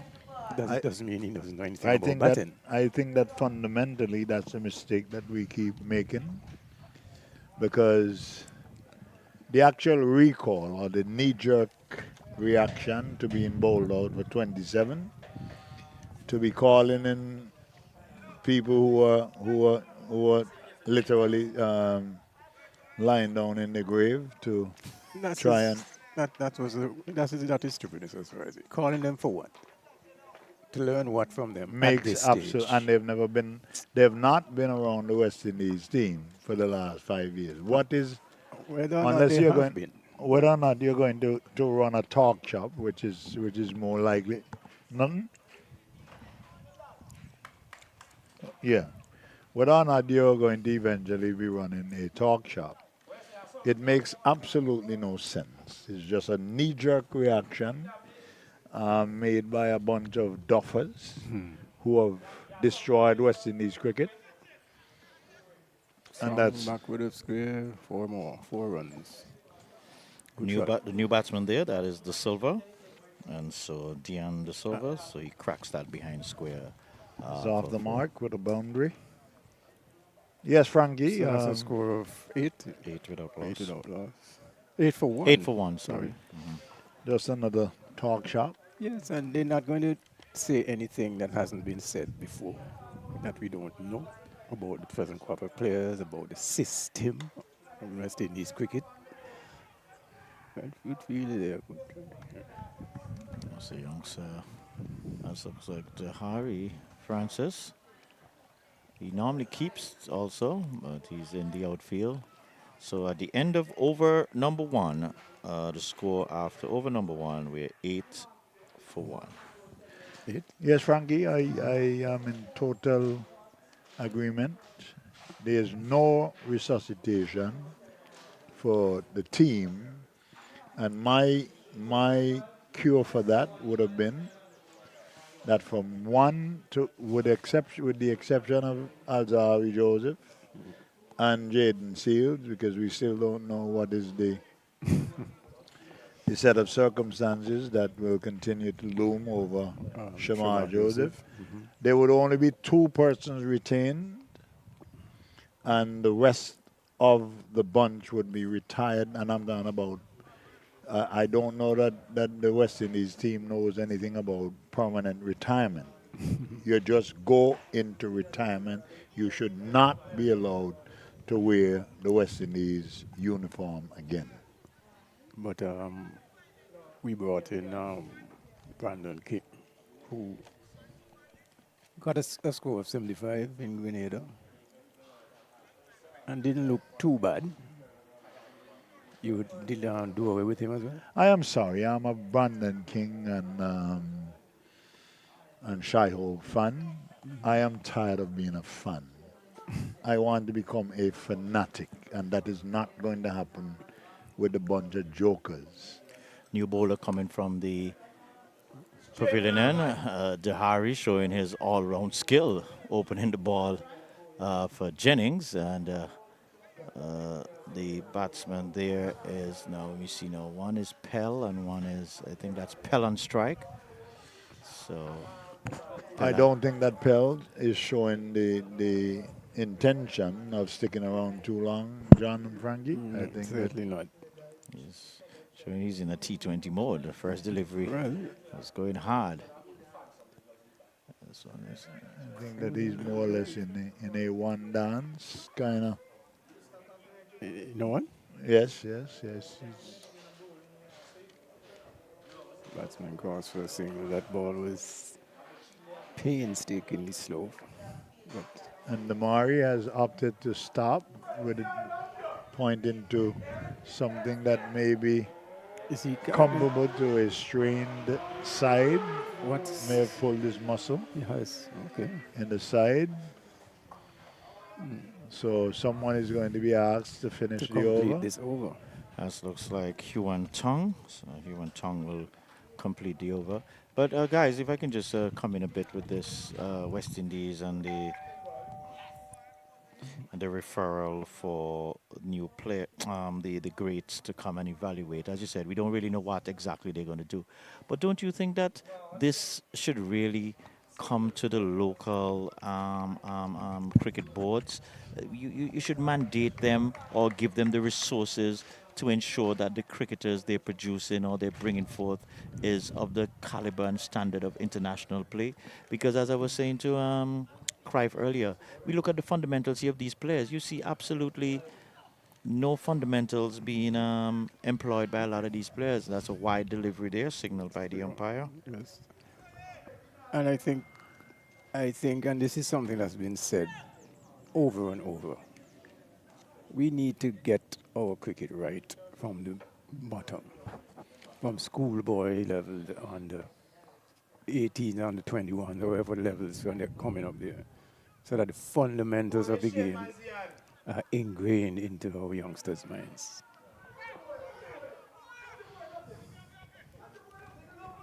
Well, Frankie, first of all, in order to effect what it is that you're suggesting, there has to be a structure. There has to be a commitment to putting in place a structure that is not by guess, using the fool's method of trial and error, but a method that is guaranteed to work. And in order to do that, in order to plot that framework, you've got to put the necessary people in charge. It's never going to happen in Antigua, so maybe we need to look abroad. Because there's such an intoxication politically on the island that before you know it, Be wide again, yes. before you know it, and that was a very, very tight wide for me. Once it could be a coat of paint width outside, beating the leg stump. It's I going to be have to signaled wide. I have to grudgingly agree with you, Frankie. That is the rule, and I can't reinvent the rule. I think it's nonsense, personally, but that's the rule in this one-day cricket, T20 cricket. Yeah, but guys, I'm just saying. I just believe we have. I mean, when a player is at the West Indies level, I mean, you can't. That's not the time for Exactly. dealing with fundamentals. You're Uh, more dealing with maybe the mental aspect Strategy, and mental. strategy. But I agree with you. I agree with you, John, that So it begs the question again: what are these legends going to bring to the table now that that can be of use to the players? too many people who have gone to the West Indies team who doesn't even understand the game, who does not even understand the game. So therein lies the problem. The end of the over. That's the second over.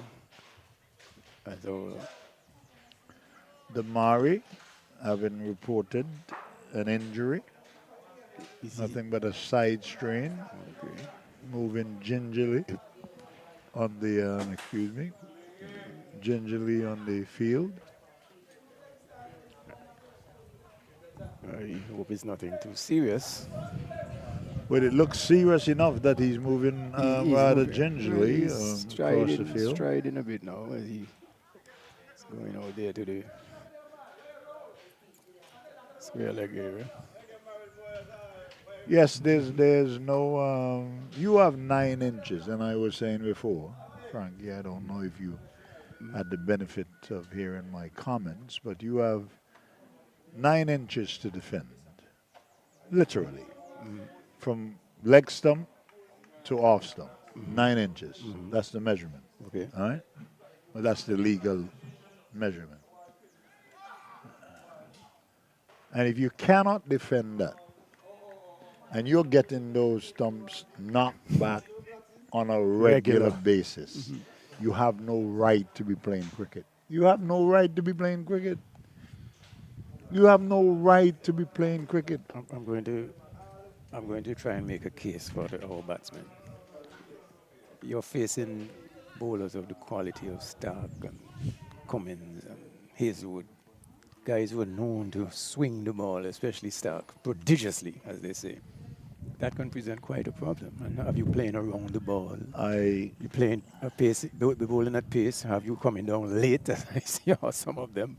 Frankie, So Frankie, I had the benefit, wide wide signal signal. by the umpire. So,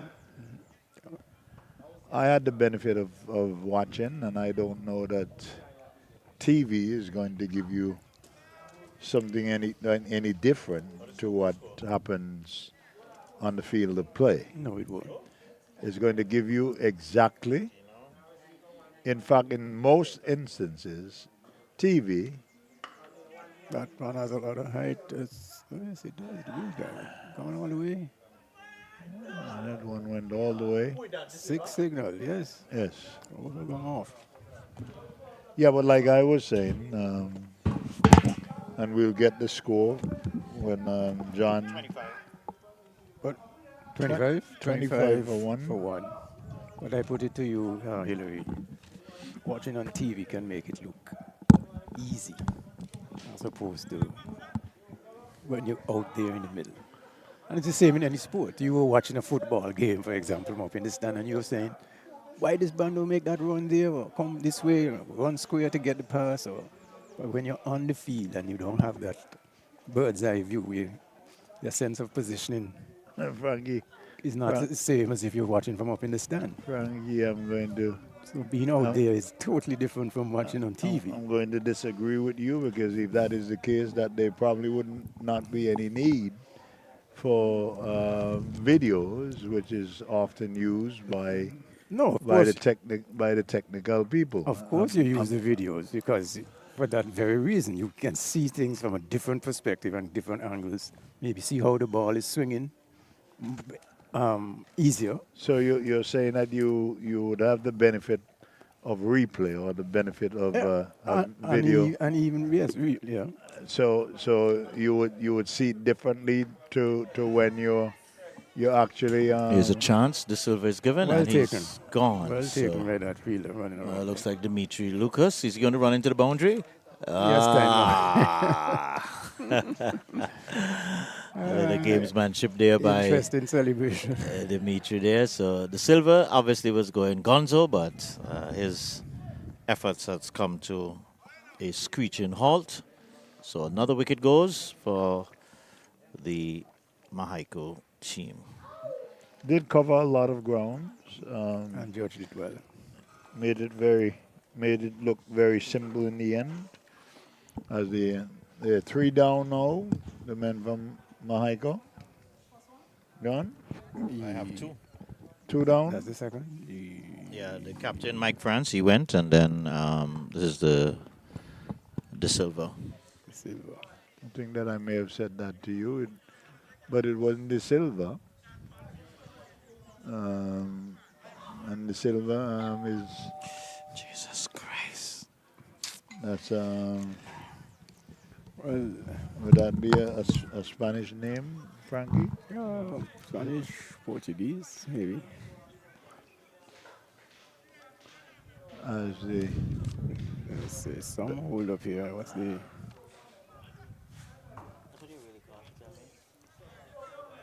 And Croy, if we're to get back to the discussion about using videos and replays, and I'm going to use a football analogy again, they employ people up in the stands to watch the play, and then they go down and speak to the substantive coach and players who are down at field level, obviously, and point out certain things to them, all helping the analytical part of the game.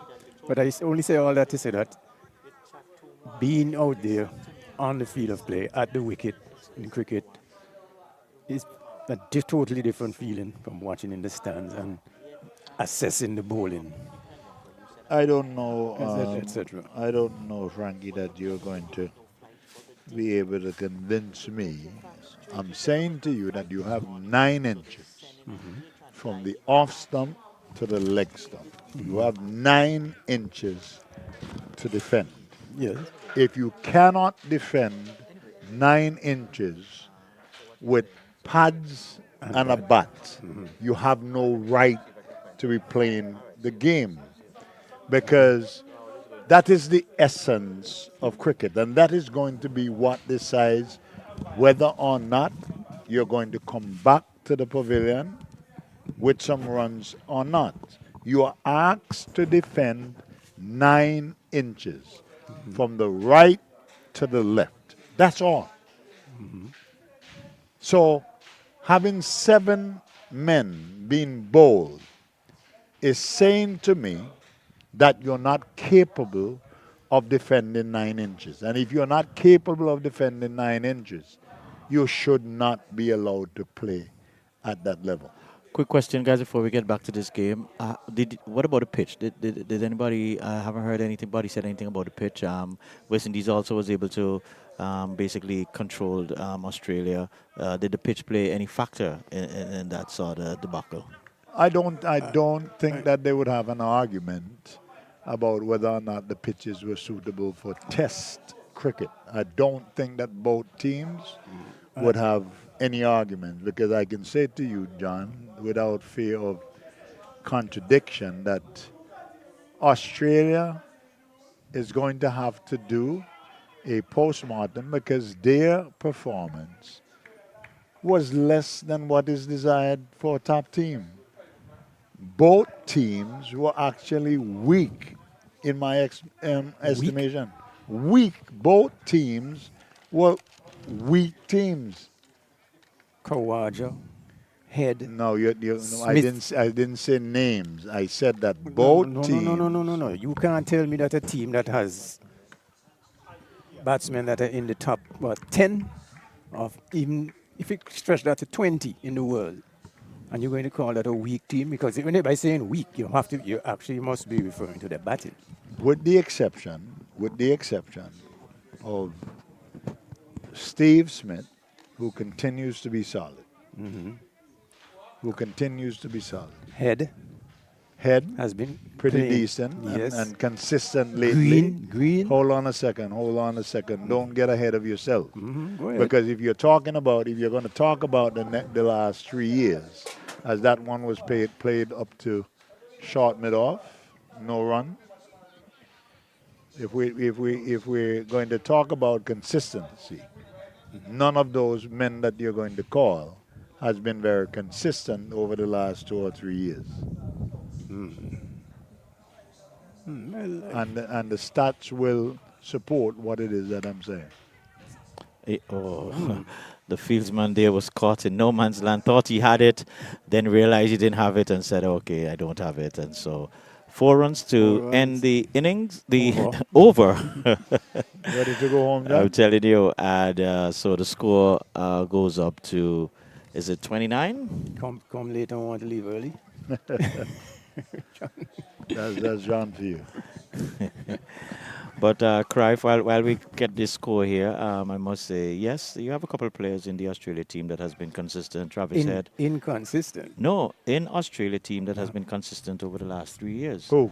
We have Travis Head Head, and Smith. Head Smith, Green. Green has been No, scored. no, Yeah, Green no. Green has scored a bit of runs. No, Cruyff, no, no, yes, no. Yes, he has scored. Yes. In fact, Green's position in the team He was recently threatened. So No. he could not, you cannot use that argument. No, because what has happened? He was normally batting lower down in the order. They have now propelled him up to the number 3. It So that is where is the that an excuse, discussion. John? No. I'm saying this is where the discussion. Well, from my understanding, this is where the discussion was in terms of his place. But we'll get back to that, guys. Huan Tong will continue from the pavilion end, and he'll be bowling to Norman Pell, and so just tapping that one into the offside there. Does seem like the game is moving along slowly for some reason or the other. It does. You would think that a T20 game has a fanatic pace to it, but even when the men from Jennings were at the crease, Well, that's lovely. Played nicely there onto the onside, getting a single. Well, I guess it says a lot for the Mahaiko batting when your opening bowler is your number 4 batsman. I don't know if that signifies anything, or it just signifies the strength of the bowler and the caliber of the player, I should say. Rather than the depth of the team. Yep.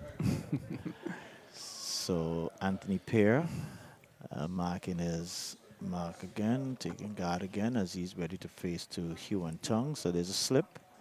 A man on a wide third man boundary, point, cover, extra cover, mid off, mid on. Mid wicket there is just kind of jumping out of the way, but getting a good connection there onto the offside. So single. and even with the constant disappearance of the ball when the men from Jennings were at the crease, you don't have that with the Mahaiko team at the crease, but the game just seems to be moving lazily along. You would have expected a more fanatical pace to the game. Full toss, driven up to Has Fielded- allowed a appeal fielded by the for Mari. Square leg square umpire legs. unmoved. But- Apart from coming into But Cruyff, repair the stumps. the sorry, wicket. sorry, Cruyff, Go we, ahead. we sat here when Mahaiko was in the field, and we did say, it looks like you said it, I said on the 14, you said on the 17, and so I don't think the expectation was to see a flurry of runs, but for me, I just want to see these young players playing with some level of discipline, just as I say, adapting to the principles of the game, and getting your feet in the right position, and just playing each ball on its merit. I don't think we should put the pressure on these youngsters to look for them to be blasting the ball all over the place. I would agree with you, but you do have 2 senior players at the crease. The players at the crease cannot be considered rookies. I think Pierre is a rookie. I think Anthony Pierre is a youngster. Not the man on strike. No, I don't know much about Pell, but he seems to, at least he seems to can hold the bat in his hand. So he batted at he opened the innings, so I'm assuming he must have some level of pedigree to his name.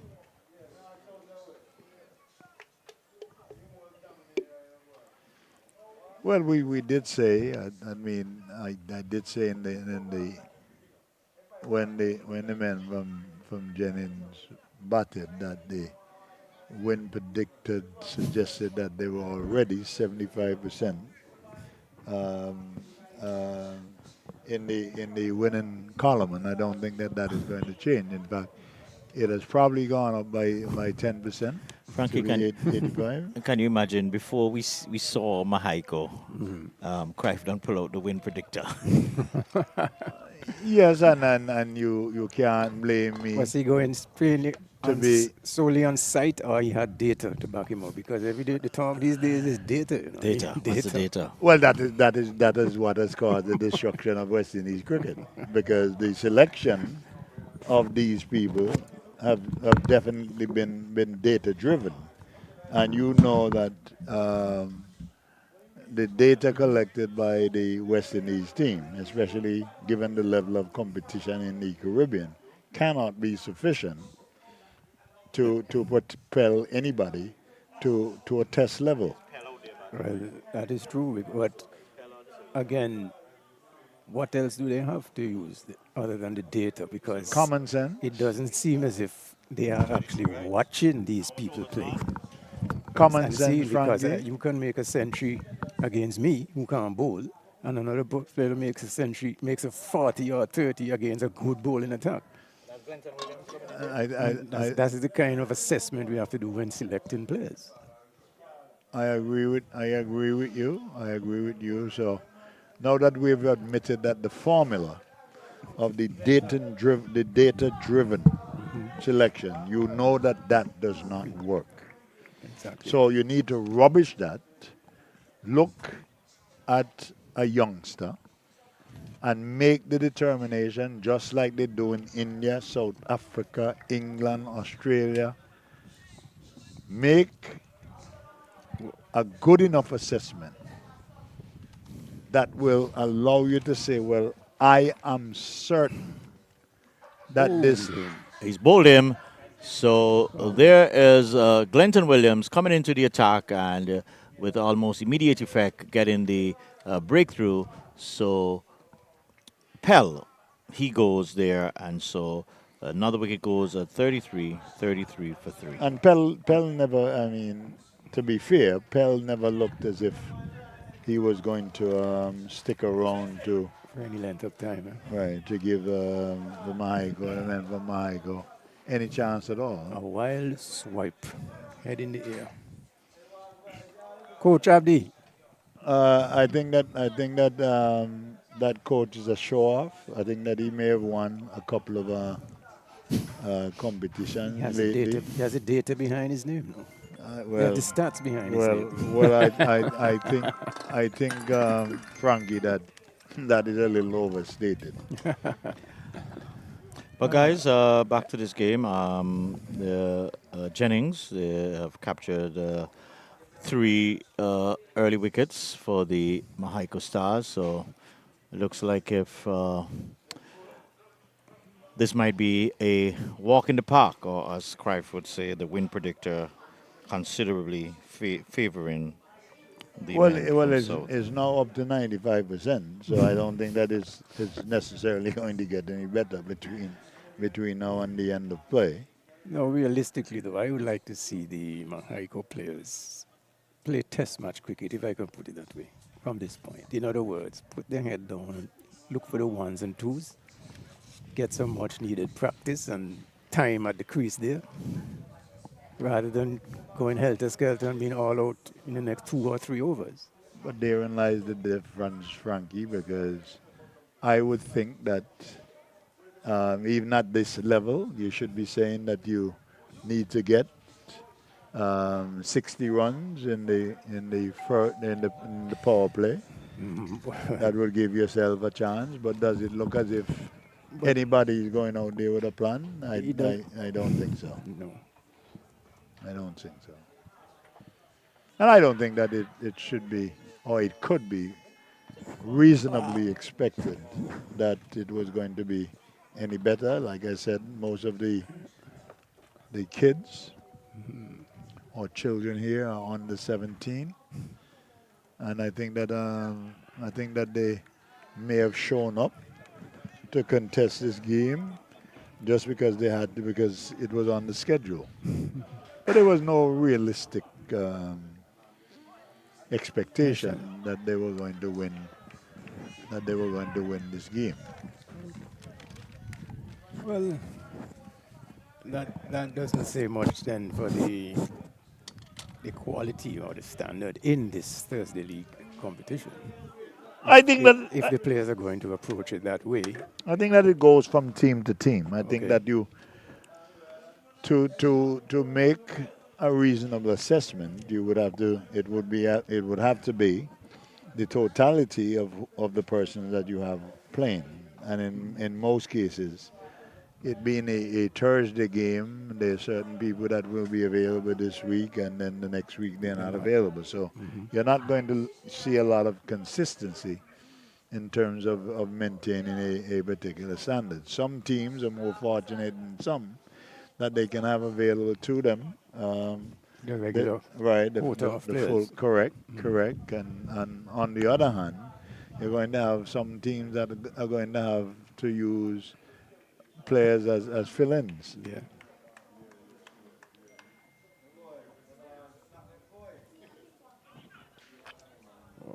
I must say to you, Frankie, that I've been introduced to Arizona. I don't think this is a plug for Arizona X Energy Herbal Tonic by Mr. Abelus. I take umbrage at that tag. What? Ableist. ABS. ABS. Yeah, I quite enjoyed that Arizona there. Thank you very much.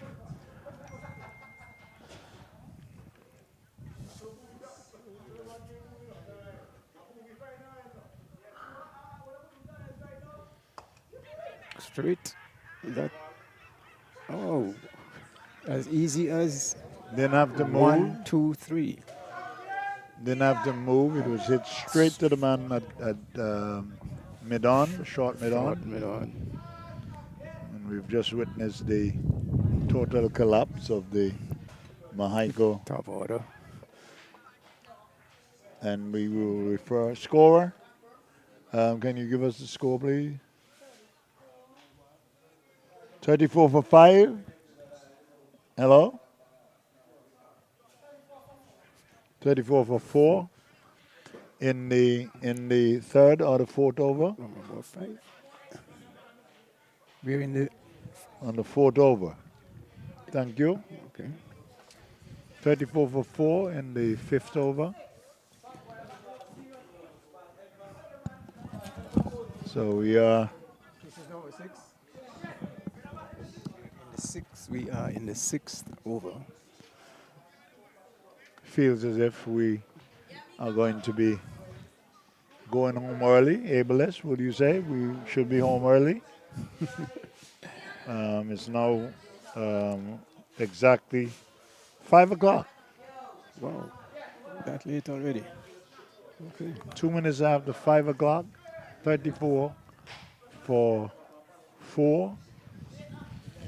And it seems to me that there's no deliberate field placing, John, that this is just men standing around just waiting for their turn to get an easy catch. Accept the catch. Yes. Who is the bowler here from this end? Who are in action now? So there is field placing without any purpose, would you say? I won't really say that without purpose. I wouldn't I put it that think- strongly. I think they're just trying to. They realize they have the ascendancy, and they're just trying to keep it a bit tight. So they bring in most of the fieldsmen on the inner part. I think there's only one fieldsman outside of the circle to some extent. So everybody's in a Wait. catching position. Red and you- wicket, the long on here is. Yeah, long on is outside. about 3/4. Yes. Yeah, he's inching back a bit, trying to. and one man on the mid-wicket boundary. boundary. How old are you? This one goes high. Your catch, Chris. This is Oh, a no, big it's one. Beating you. You're This fif- is you're a big 15. one there, and this was hit straight there by the batsman. Is that Pear who hit that? Anthony Pear giving the long handle there to that one, And I think this is the first, no, De Silva, I think, hit a six, so probably the second maximum of the innings there. And I just had the privilege of asking the age of the youngster that just went by, and indeed, um, Johnny said that he was 15. Yes. Seems as See, if he's in next to bat he next. fell under the under 17 radar. Yes, yes, yes, yes. Oh, boy.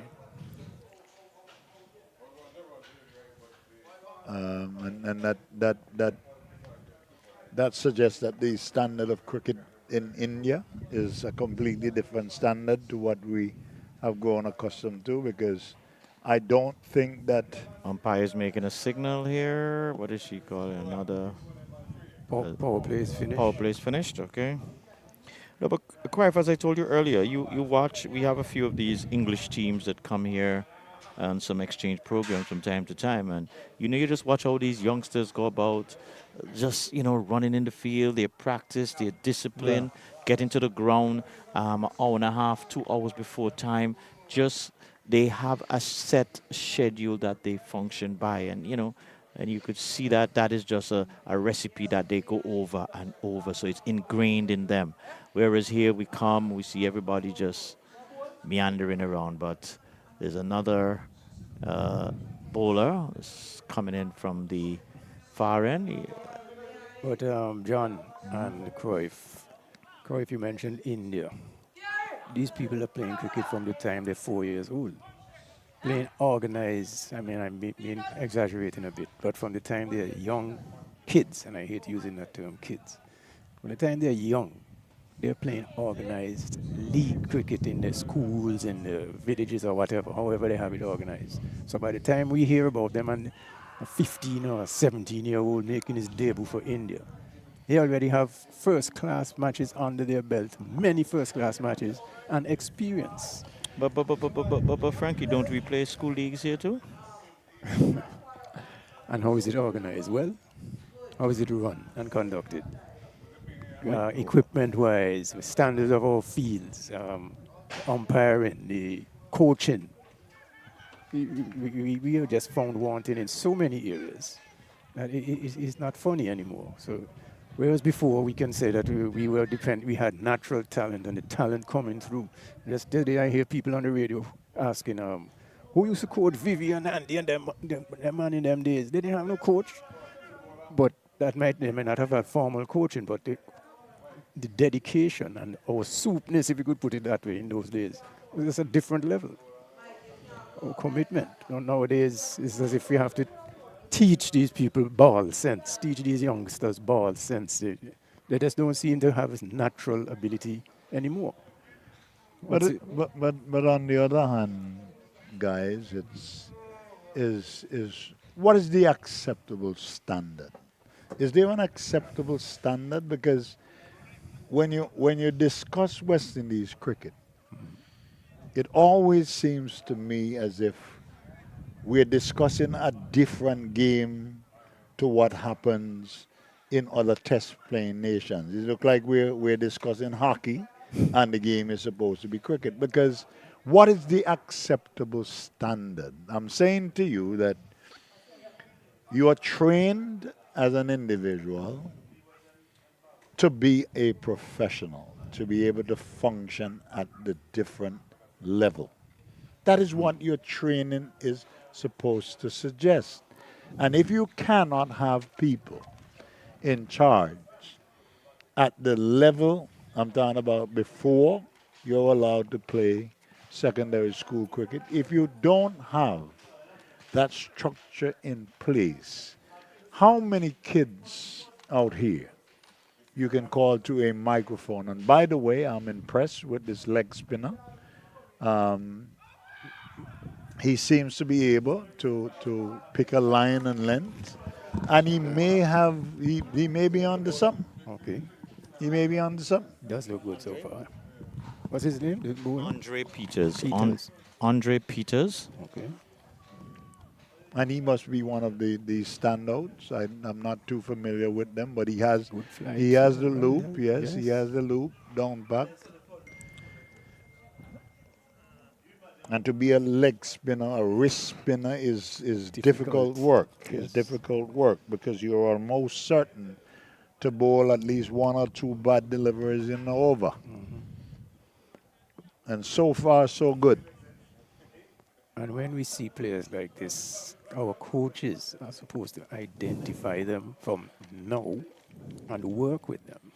Well, Frankie, this is what I've always said, and I That was always looks asked, right. is there a, because I think I had, who I had on the program sometime, and I was asking, who really manages cricket in Antigua? Is it the ACA? Is it the Ministry of Sports?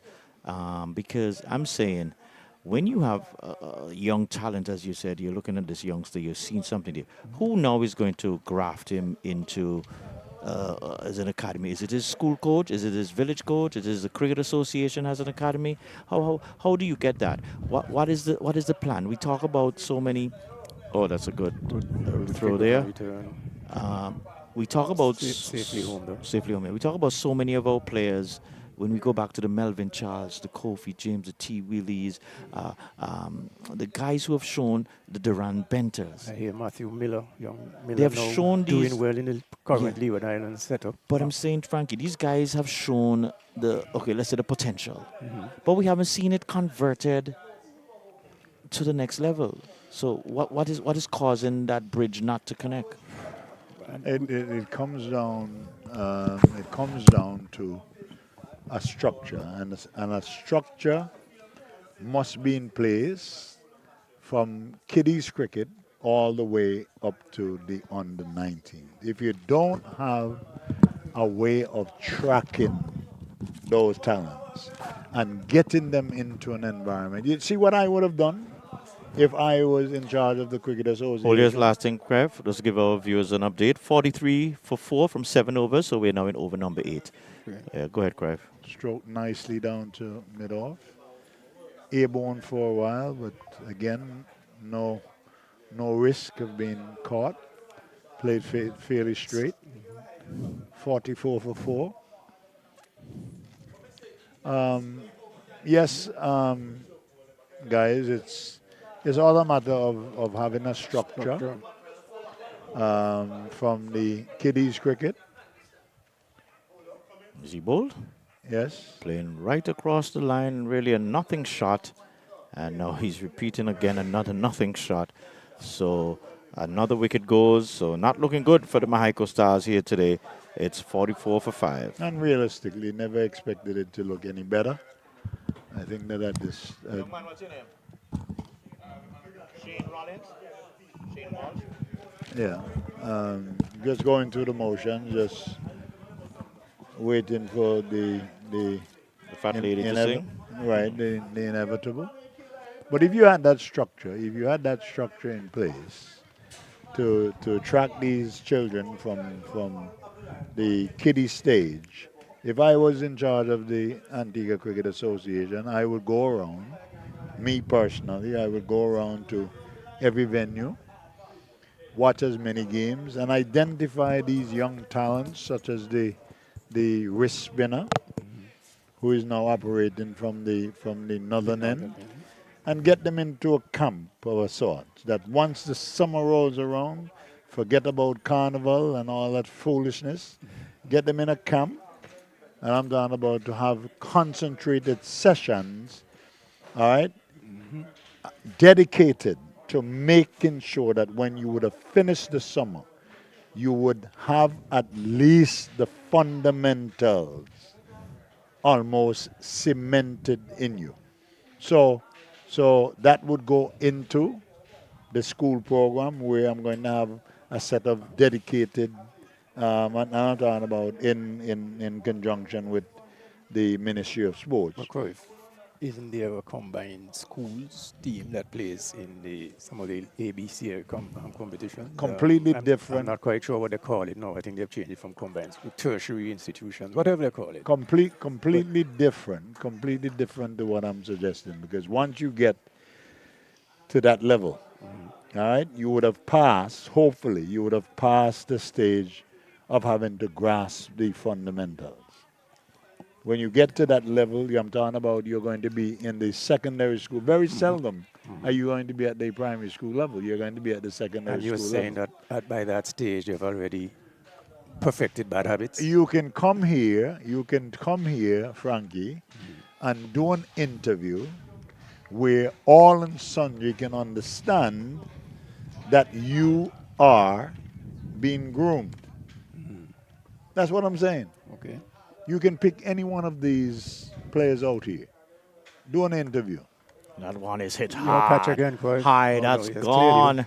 So, That's gone a long way. is A that long Anthony Pierre again? Yes. 6 more. So, Anthony Pierre seeming to love that end, hitting it high and hard for 6. Score goes up to 51, if I'm not mistaken. For For 5. 5. Even over number 8. 8 is. Bowler changing his line. He's going around the wicket.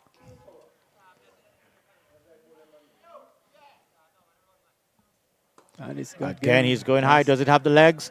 I think it does. I think it does. And the fieldsman not in the perfect position, just able to parry it over the top. And so 6 more. 6 more. Pierre dealing in 6s. Well hit again. Yeah. Well, just the fielder maybe could have made a catch of it, but it would have been difficult nonetheless. 6 more. Yeah, he'd have to be on the bound and really some athleticism to pluck it in and not go over. Not go over. Yeah. So the over number 7 is completed, and my official score has it as 57. For 5. 55? 57 for 5. Okay, so we're good off of 8. 57 for 5 from 8. So Mahaiko trying, but I guess the target is really insurmountable. 211 they need to get. And Scoring roughly at 7 and over, John. yeah, just around that. That's what maths would bring it at. And the required run rate from this point is 14.79. I yield to Frankie? you. I yield to you on the resident mathematician. Yeah, Frankie would agree with me. I don't have a calculator in my head. The scoring rate that is required is close to 15 per over from here on in. So the youngster continuing from that end. I've definitely fallen in love with this number 4 for the Jennings Tigers. You have his name, John? Slip me there. I'll have to get it from the scorer again. Nice, smooth action. It would be Bowl him. interesting. Bowl. No. Did it bowl him? Or off of the keeper's pad? Okay, probably beaten. Everything ends up and ricocheting from the keeper's pad onto the stump. I saw the bails going down. It would be interesting to see from a better vantage point to see whether or not he has some twirl on that. It's going with nice little loop and flight there. I would like to see the batsman chip out to him a bit, see how he responds. Yes.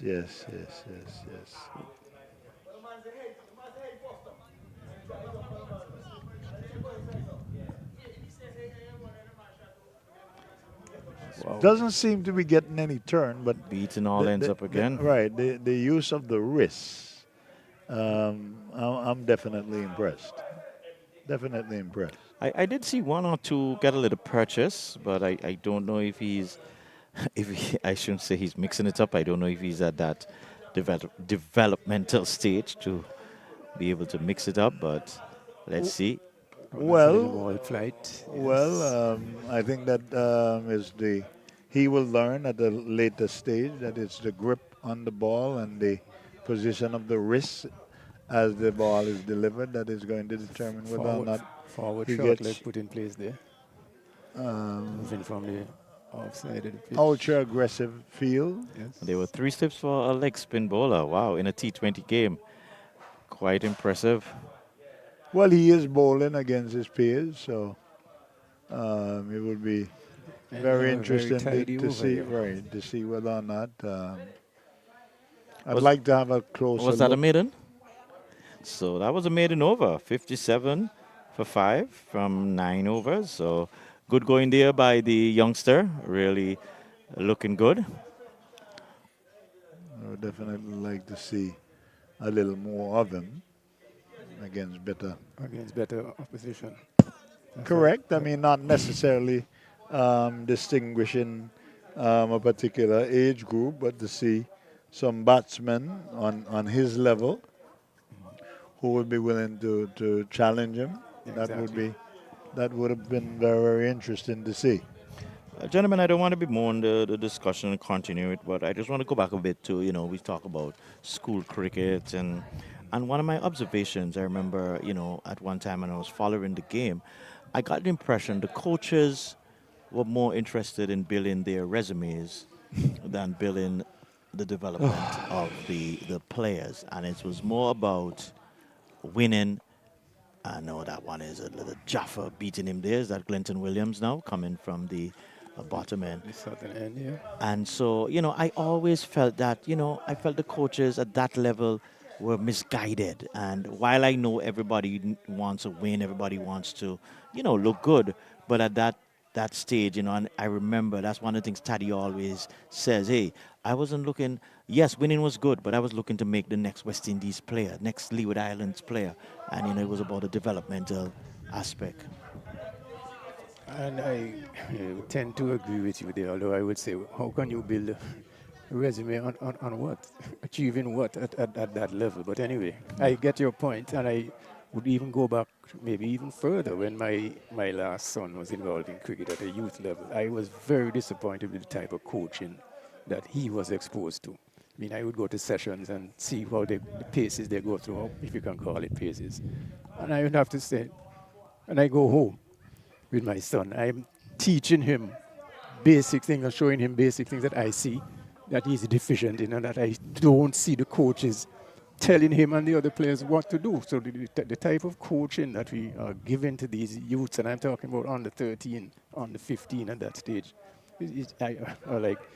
I hope it's gotten better since my time, my involvement in it, but I can't say that it has. Well, unfortunately, and people will tell you that I am very, very hard on coaches because when you take the responsibility to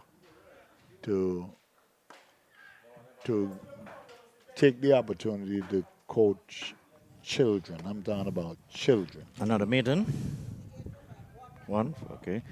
Sorry, Cry. 58 for 5 from over number 10. So we're halfway there. 5.8 runs been over. Remember, they're chasing 217 for victory in 16 or 17 overs, I think it is. So Now the run rate required, John, is About 18. 17. 17.89, and that is not a gettable total at this point. I think that we will be wasting our time. But to go back to what you said, Frankie, They're chasing 210. unfortunately, 210, 211 here for victory. unfortunately, The score now is 58. okay. I know that you're trying to contradict So 153. No, I'm just trying to confirm your my mathematical genius. mind. No, thank you very much, Frankie. How many overs left? 10. 6, I think it was 16 overs. So- how many so- overs did Oh, six overs, sorry. how many overs did Jenny's bat? 16. 17 they said. 17. Well, it was coming. That one is tugged into the onside there and getting a single. Divided And I by can make an 7. excuse, Frankie, that I was doing it at 20. 21. All right. So, So 22. and I was doing it right. I was doing it at the 20 overs, not the 17. Yeah, Right. I also was Right. thinking of 10 more overs to go on. Correct. Correct. Well, like I said, Well, unfortunately. Listeners, you're hearing all the excuses. You know how the train goes. when they're found wanting, they jump on that excuse train. But we all know how it Sounds goes. like Darren Sammy. well, Well, to put me in the class with Darren Sammy is definitely an insult. Because I am not certain that That's a Darren wide Sammy. delivery. My apologies, Cruyff. Yeah, but no, but seriously, all joke aside, there That's a have been wide. quite a bit of calls for Sammy to go. I think the president of the West Indies Cricket Board has come out very strongly in his defense. Yes, he What has. do you guys take on the whole Darren Sammy issue? Stupidity again, because was his job contingent on whether or not he had the ability to win? Because I would think that, I mean, that has to be a part of the equation. Well, you want him to win, and yes, you will judge him on his winning record ultimately. But this is just his first series as Frankie, red ball coach. Frankie, if you give me a fork to carry water, you know what my response would be? Irrespective of the prize at the end of the day, I'm going to tell you no thanks. If you're not giving me the tools to succeed, I'm going to tell you no thank you. So, So you you think can't Sammy take has the that job. has that excuse, if I Well, can put it that way? no, well, that's what I'm saying. Sammy does not have enough common sense to command. To command. Well, then you can't say he hasn't been given the. If you're going to make a point that he hasn't been given the tool, you're talking about No, Frankie. from the board's I point am, of I view, am saying, the no, I'm saying his autonomy, what that he cannot do.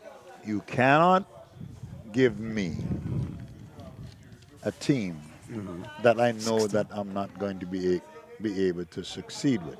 I'm going to tell you, no, keep your job. But Because part- at the end of the day, that is how you're going to be Part of the judged. talk going around Cruyff is that Sammy is chief cook and bottle washer. He controls everything. But that's The what he wanted. selection, But everything. So how can you say he's not given the tools, the team? You're missing. No, Well, no. set me 60. straight. While you guys get that straight, 60 for 5, 11 overs in the bag, and we have the bowler with the broad number 9 continuing from the The southern end. This is over number 12. This is going to be the start of over number 12. 12, right.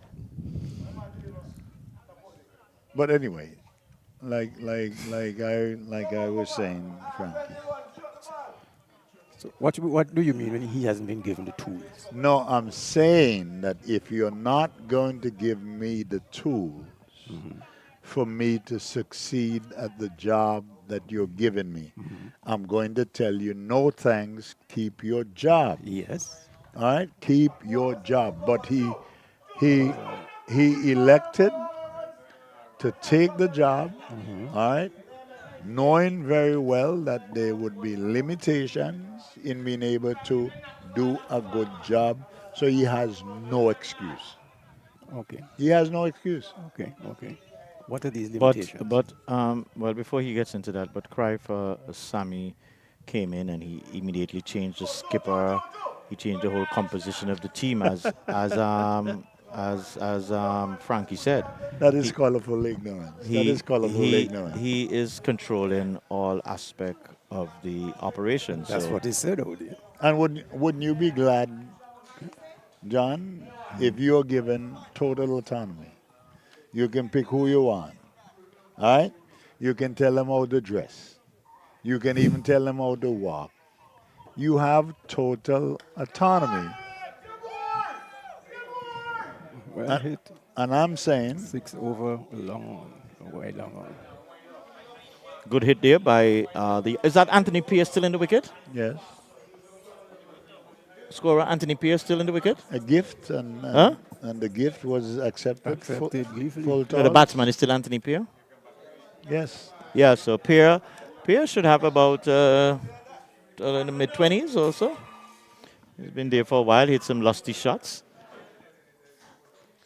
He came at number 4. I was questioning his pedigree coming so early as the opening bowler, but he's And and he's there's going again. another That one. has the legs also. Yes, that's another big And one. my car. Oh, yeah, escape there. So he hits his 6s in pairs. It looks like there's another back-to-back 6 there. So Pierre definitely, he seems to love the ball up in his half. He really gives it a nice clean swing when it's up there.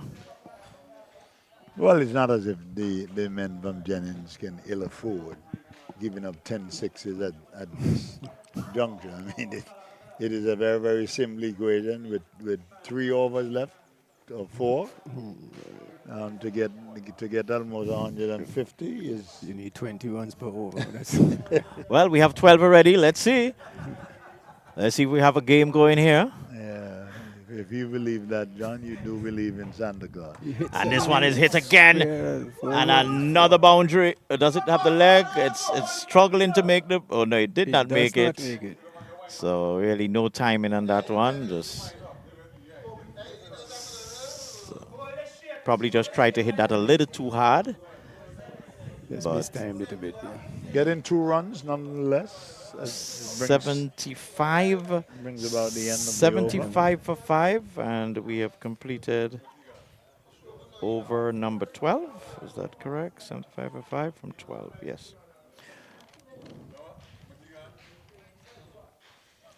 Well, gentlemen, it'll be interesting to see, what comes out of this. I don't know if you call it a review, analysis, evaluation. From my understanding, is that invitation has been extended because apparently there is some committee that is already in operation, and so these three illustrious gentlemen have been asked to join this committee. I'm not certain what the terms of reference for this committee is really, but it'll be interesting to see what they could come up with really. I will say to you, John, that it's nothing but another talk shop. I don't think that, for me, it's a waste of time. Total. There's nothing that the so-called legends can do to repair or resuscitate West Indies cricket. It's just like, and I don't want to use the parallel or the contrast of a crackhead reaching the bottom. Can't go any further, so the only way to go is to the top. You can't even use that as an analogy because West Indies cricket has been at the bottom.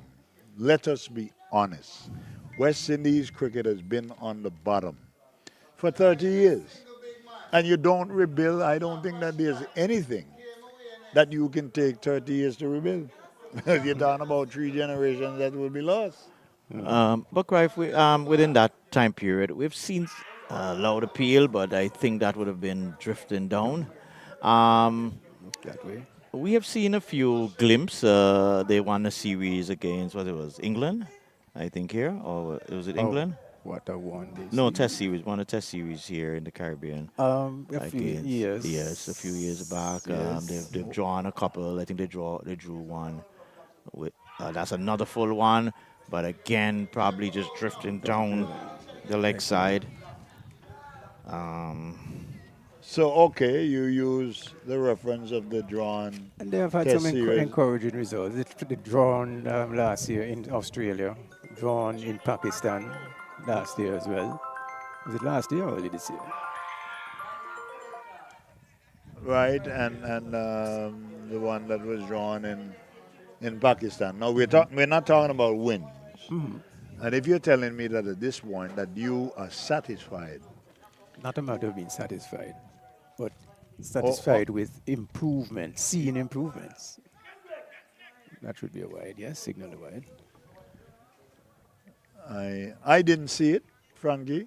I didn't see the improvement. If you tell me that Australia definitely did not play to their fullest potential, I can accept that. But to take away from the two drawn series to suggest that there was a lot of improvement, I'm not going to agree with you because there were still mediocre scores. There were still mediocre scores. We were not seeing anybody scoring test hundreds because that is the standard. That is the standard. Are we going to ever see anybody making hundreds, double hundreds for West Indies? That is the standard.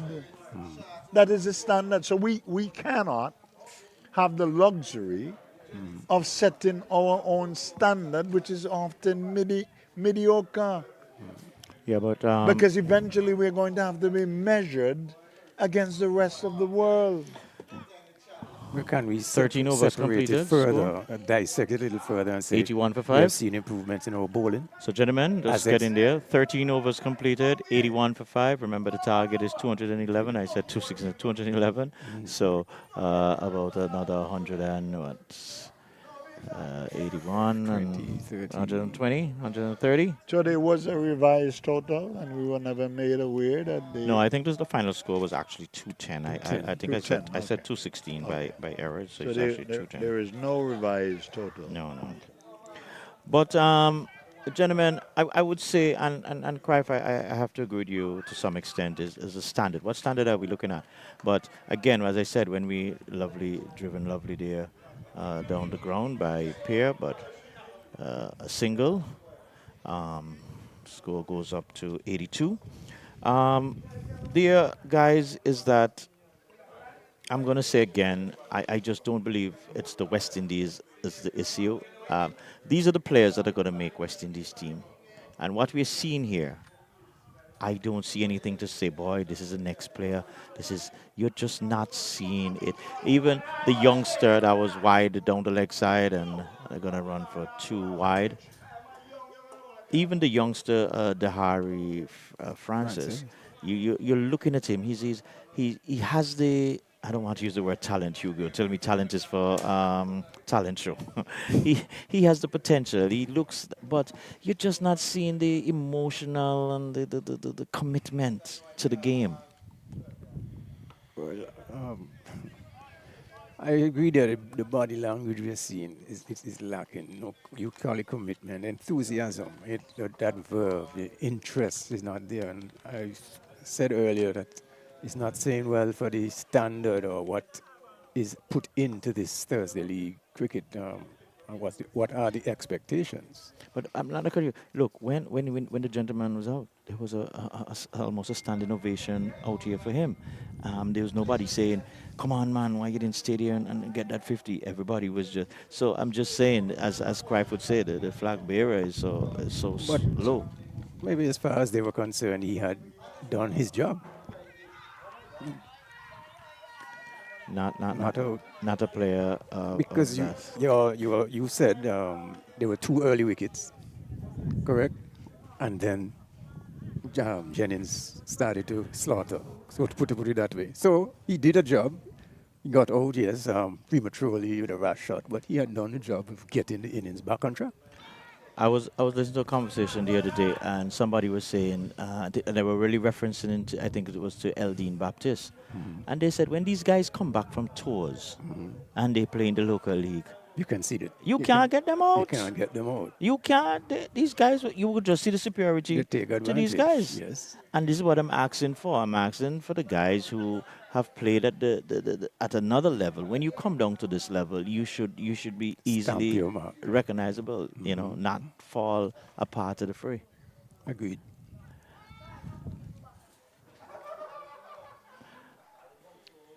Game meandering along. I think it would be, I wouldn't say a psychological win, but a good um, moment for Mahaiko if they're able to, bat out the This battle, innings. the overs, yes. This one is crunch across the line. Run. There's never a two in that one. My answer to all of the speculations is whether or not we can identify a standard that we are satisfied with, and we cannot want to have one standard today and a different standard tomorrow. There has to be a consistent approach to establishing a standard, and for no reason whatsoever that we should be satisfied or become satisfied with falling below the standard. And I'm talking about with the ready-made excuses. Some is going to refer to not having enough time to prepare and all of the other additives that we have grown accustomed to. I am saying that it's about time that we got serious about our cricket, because if we're going to be able to set a standard in the Caribbean, 4 runs there. 4 runs. then we must start at the top. I don't know that Kumar Rodney has. What standard are we going to set at local level here in Antigua? At our school level, for example. When you say Okay. set have a standard, what are you expecting to see Correct. at that level? We need to look at what we have. Short. Didn't have to play. The ball looked quite wide to me, but no signal from the umpire. But anyway, like I was saying, I think that this has come down to having nothing but fun, where the people from Jennings are concerned. I don't like the attitude, because they're almost making a mockery. Even with the constant appealing, it's becoming very, very annoying. Annoying, to say the least. Some of the appeals are not even legitimate. And if I was the umpire, I would have called order to the game a long time ago. Because you may want to take that to the next level. It's actually Well taken. great catch. Well taken. Well Great. judged. Great catch. Was that Clinton Williams? Yeah, so nice catch there. Another baby going out to bat here. Yes, that's the 15-year-old. And you can ask yourself whether or not he has any business in a big people's party. Well, I think he has business in it. Well, it's good to see him trying to get into the party. Well, you see, that is what I'm saying. Maybe the team that They don't have anybody else. Is it legitimate? Because we now have to look at the legitimacy of the inclusion of these 14 and these 15-year-olds into an adult competition. Do they have the requisite skills to not be likely to be hit by Which is another consideration. Of course. And I think that we're taking this lightly, but it should not be taken lightly. Because, for instance, the guy who just completed the over from the northern end seemed to have been insisting that he bowls short. I would not want to see how one of these children negotiate a ball that is directed at them. So these things are legitimate concerns. Because even though you may say, well, look at what happens in India, that you have a 14-year-old playing with big men, but he's equipped. He's equipped to play at that level. And they would not have played him at that level had he not been in a position to face a ball 90 miles an hour. They would not have exposed him to it. So we're talking about apples and oranges. True. A completely different standard. But anyway. Well, let's see what the youngster has in his trademark here. And he's beaten umpire not just calling the end of the over. So at the end of over number 14? Should be. 90 for 6. 93 for 6. Remember, the target is 211 for victory. So we know that is out of the door at the moment, or forever and ever. How many more overs to go now? 14, so that's 3 more overs remaining. Wow. And if you had to be honest, John, that door should have been closed a long time ago. I guess the door was never opened. Now the sorry, go ahead. The win predictor firmly stands at 100%. 99.9. Yes, John, go ahead.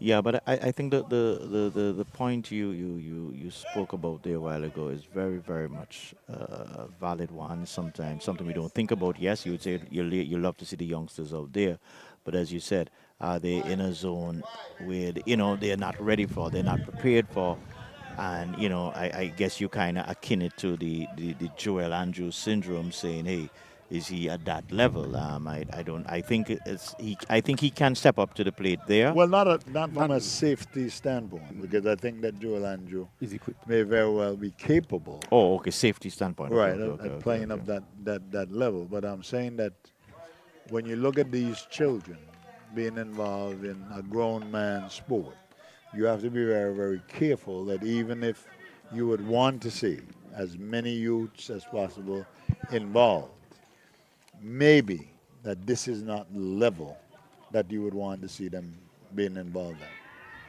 in. A loud appeal, and the umpire slowly puts up the finger. Stumped. So he goes stumped.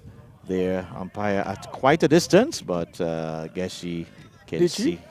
It was not, he was not a judge. No. Oh, he was not. I saw the I saw. I saw the hand going up. I do. Oh, maybe it was a She, signal to indicate something else. So my apologies to the viewers. if she was just signaling to her colleague umpire that that's the third ball of the over or something. But like you, John, I thought that finger went up.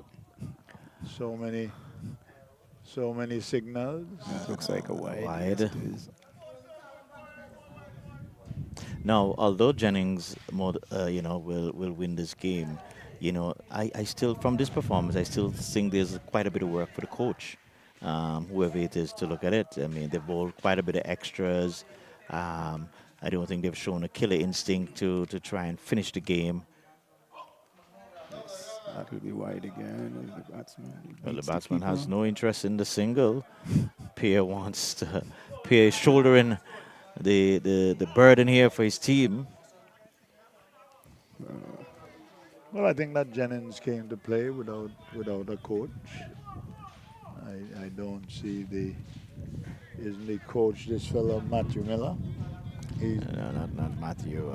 Matthew plays. I know it's a Miller guy. I can't remember his. all right. He's not. He's not here. I haven't seen him here. That's true. But that's when the coach is not here, then the captain takes that responsibility. He can take those mental responsibility and take the mental notes to pass on to the skipper. To this- But I think one of the challenges with this Thursday league too, because it's not really your bona fide team. Because look at the bowler we have here bowling. He plays with All Saints, so obviously he's just taking a nick. I think Dimitri plays with All Saints. Okay. So it's just an amalgamation. There will of always players. be fill-ins at this level, but I don't think that should take away from the The seriousness. seriousness of this. Is that a chance for a catch? And he dropped it. From the reaction of the players, it's a drop catch there. Nicely flighted there by Dover. And the batsman going for a drive, peeling off the edge, but the man at first slip there just could not. It looks he's signaling, couldn't get his fingers underneath the ball. We have Coach Abdel Hughes in the house. Is he scouting, Cruyff? I don't think that he is allowed, that should be allowed to. Poaching, Scout doing poaching their players to game. carry to new intros. Well, he has been able to steal players from all over the place, and that has given him some success. So, if it works, I don't know why the hell you would want to stop it.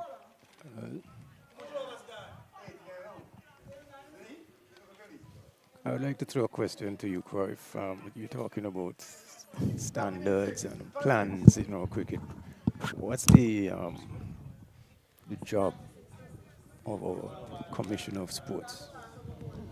The new commissioner that is Well, about to be installed. Yeah, well, new commissioner, yes, but that job, what's the portfolio? What's the mandate? What's his responsibility? I am not certain, but that should have been made clear even before he accepted the job. In most civilizations, that would have been the approach.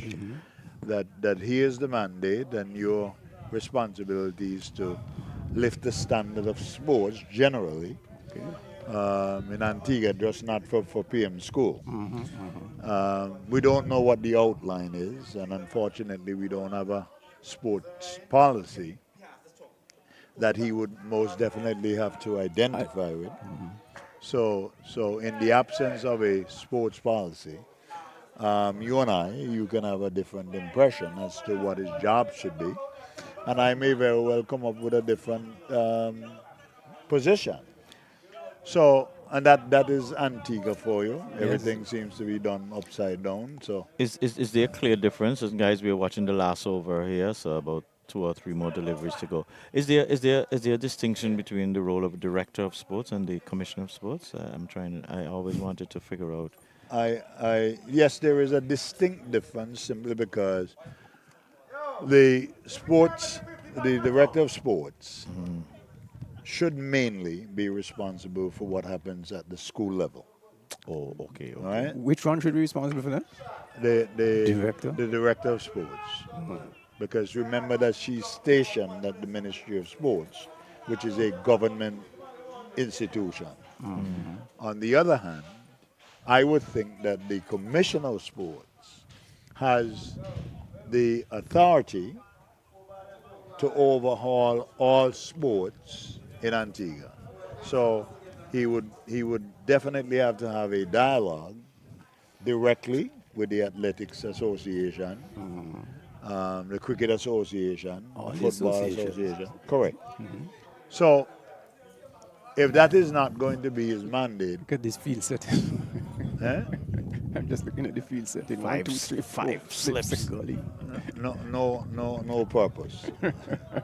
But anyway, well, like it is last over. right, Is it? like I was saying, Sorry to cut you there. Mr. Green probably doesn't understand that at this point what his responsibilities are, because, like I said, Well, I would, I don't think I that's would a be fair. surprised That won't be a fair if he statement took to the make. job, not knowing To what say his that he would not know. Yeah. We don't know if he knows, so let's just leave that there and not say he doesn't know, because we don't know if he knows. would you agree? Would you agree that that there should be an outline as to what his responsibilities are? Yes. Instead of me and you guessing There should what be. those responsibilities are. So if you're leaving me to guess, and he has done. Clive, we're going to close you off here because it looks like if. Okay, no. One more delivery to go. Sorry, go quickly as we look to wrap up this Right. segment. I would think that he had a couple of outings with the media. Explain to us what it is that is his stated intention. I don't think that it should be left up to me and you to guess what his responsibilities are going to be. All right, guys, we're going to have to continue this conversation at another opportunity, but this game has finally come to a Meandered to an end. end. And let me just get the final score for you. I have 97 for 6, 97 for 6. So, relatively, gentlemen, a one-sided affair. I think in my closing remarks, I would just say, Jennings came out, they wanted to toss. They took, I was a bit surprised with them batting first with the green pitch, but they decided, hey, that's not a bother, we can make it through. They played with some level. They got in a little trouble at the start, but they fought out, and then it was just really easy cakewalk from there. So congratulations to the men from South, and I'll turn over to the two gentlemen to close you off in today's edition. Well, a pedestrian approach by the men from Mahiko, and not that you could have expected anything better, Frankie, because looking at the age group, maybe 15 and a little under, I would be satisfied with the response. I don't know how guided that Satisfied they are. on from Mahiko's point of view on their showing. Correct. Given the age group and the lack of experience. But all in all, it was a credible performance by the men from Jennings.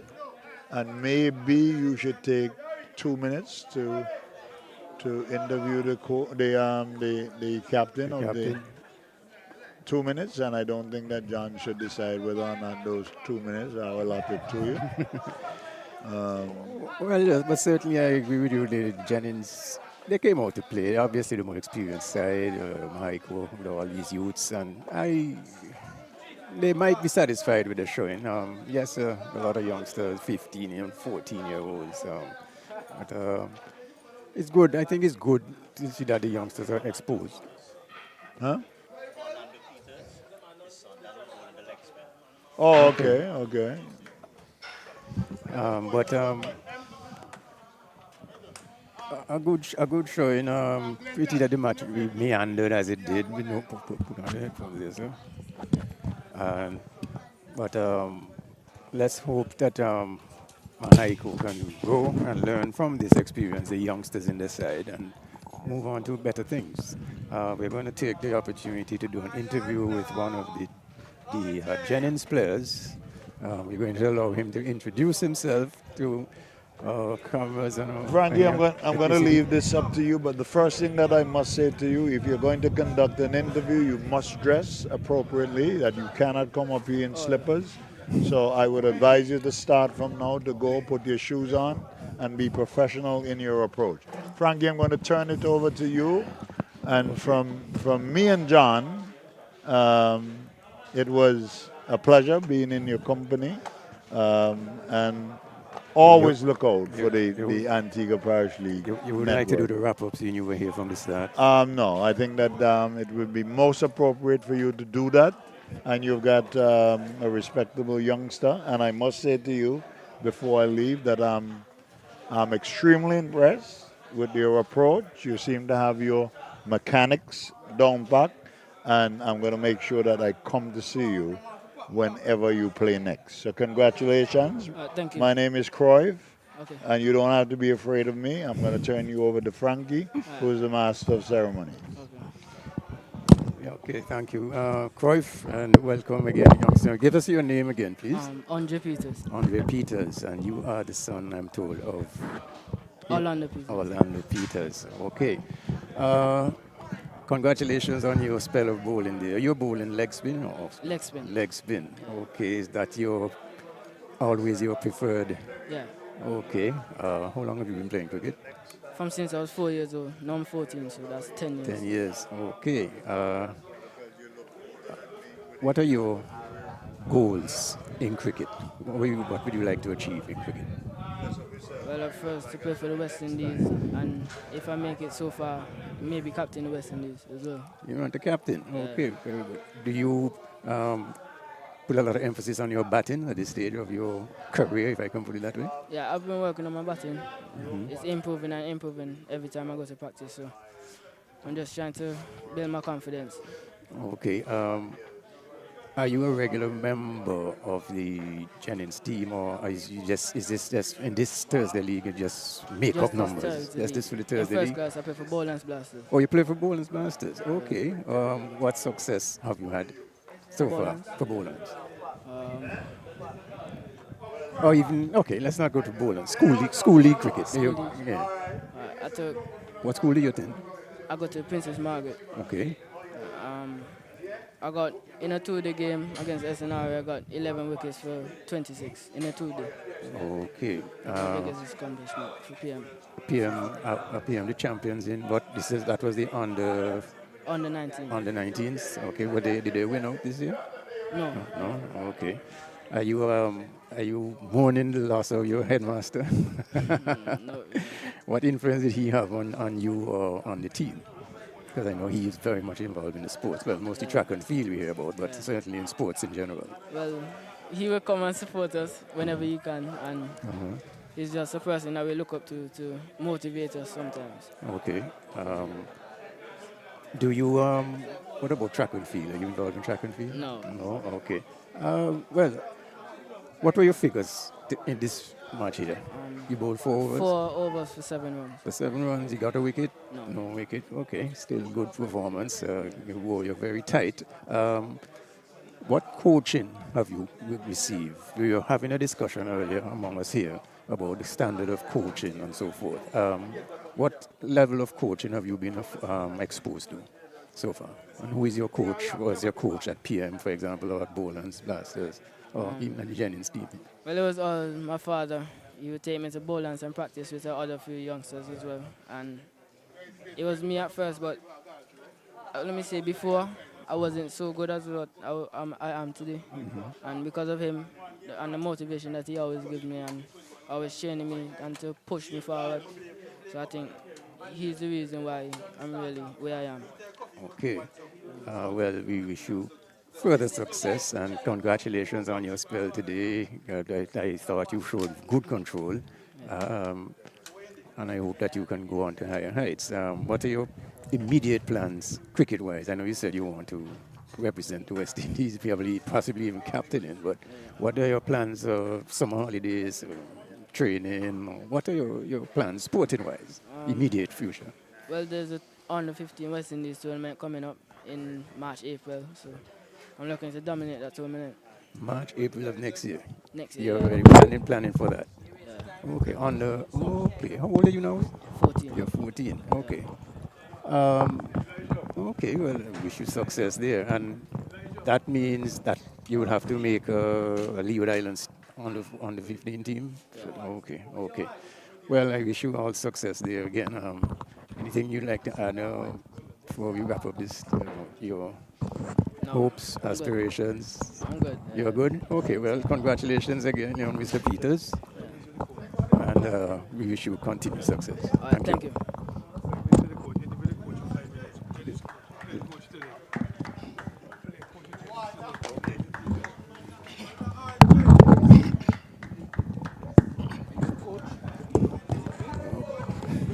Okay, thank you again to Mr. Peters. We wish him further success. We pleased to have another member of the Jennings team. I understand he is a player coach today. Introduce yourself, please, sir. Yeah, good afternoon, everybody. I'm Elijah Peters, the head coach of Jennings. I'm a player today, but I don't normally play, but due to circumstances, I'm in the team today. Okay, any relation to Andre? Andre? No, we're not related, but very good cricketer. Okay, we were very impressed with him, his control there, and his aspiration. Sounds like a solid youngster. Definitely. Okay, so you filling in. You said you're not a regular member of this Jennings team. No, I'm the coach. I don't really play at all, but due to a few players being unavailable due to work and a few of them are on vacation and so, I had to step in. I'm not going to see my team short of a player and I'm available. Understood. Are you satisfied with today's performance? Yeah, definitely. Getting 210 runs in 17 overs is a very good score. And we also went out and defended it. They only made 97, so it's a very big win in terms of T20. So all around, bat and ball, we did really well today and in the field. Okay. This win puts you into, I think, your playoff to the final? I believe, I am not sure Mr. Amanda is going to have to come with the final stuff, but how we look so far, I think we should be safely through to the finals directly. Directly? Yeah, because it's the best run rate, and we only lost one game. Okay. Which we knew Winchop's last one game, but we scored a lot of runs. We've been doing really well, so the run rate is definitely up there. Okay. So how satisfied are you with the team? In this competition? I'm really satisfied, really happy. Thursday League is different from the first class competition. Most of our regular guys are not here. We have like about 5 guys from the outside. We have 3 from All Saints. We have 1 from Bowlands. We have 1 from Pickets as well. And today young Andre Peters from Bowlands as well came in. So yeah, we played a few guys from outside of Jennings, our regular Jennings team, and but the guys have come in well and they've drilled well, and we've been getting the results. So I'm really, really happy how the team has been going in the Thursday League. Okay, you're confident going into the final that you can? Yeah, definitely. I'm looking forward. Pull it off. Yeah, looking forward to see how once we can get to the championship level. It's likely that will be Liberta. I'm not sure because Liberty is playing now. New Winchop's have a good chance as well, Rising Sun. So we're not sure. It's going to be second and third. Okay. So we're not sure. But whosoever come, we'll be ready. We'll be ready. Okay. Well, congratulations and wishing you further success in this tournament and in cricket in general. Thank you for speaking with us. All right. Okay. There you have it. As we wrap up here from the Clear Hall Field, home of Mahaiko. Mahaiko have just gone down to Jennings in this Thursday League match. As the coach there for the Jennings just said, we have to wait and see how the other results go to figure out who will be into the semi-final playoff and who goes straight through. But Jennings stand a good chance as it stands. And with that, we are going to turn you back over to Master Control as we conclude here from the Clare Hall grounds, home of Mahiko, on this Thursday League team. Thank you very much.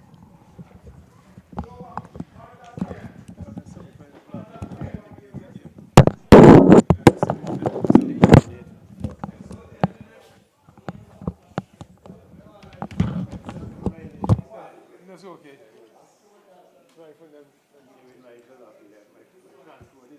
Oh, okay, okay.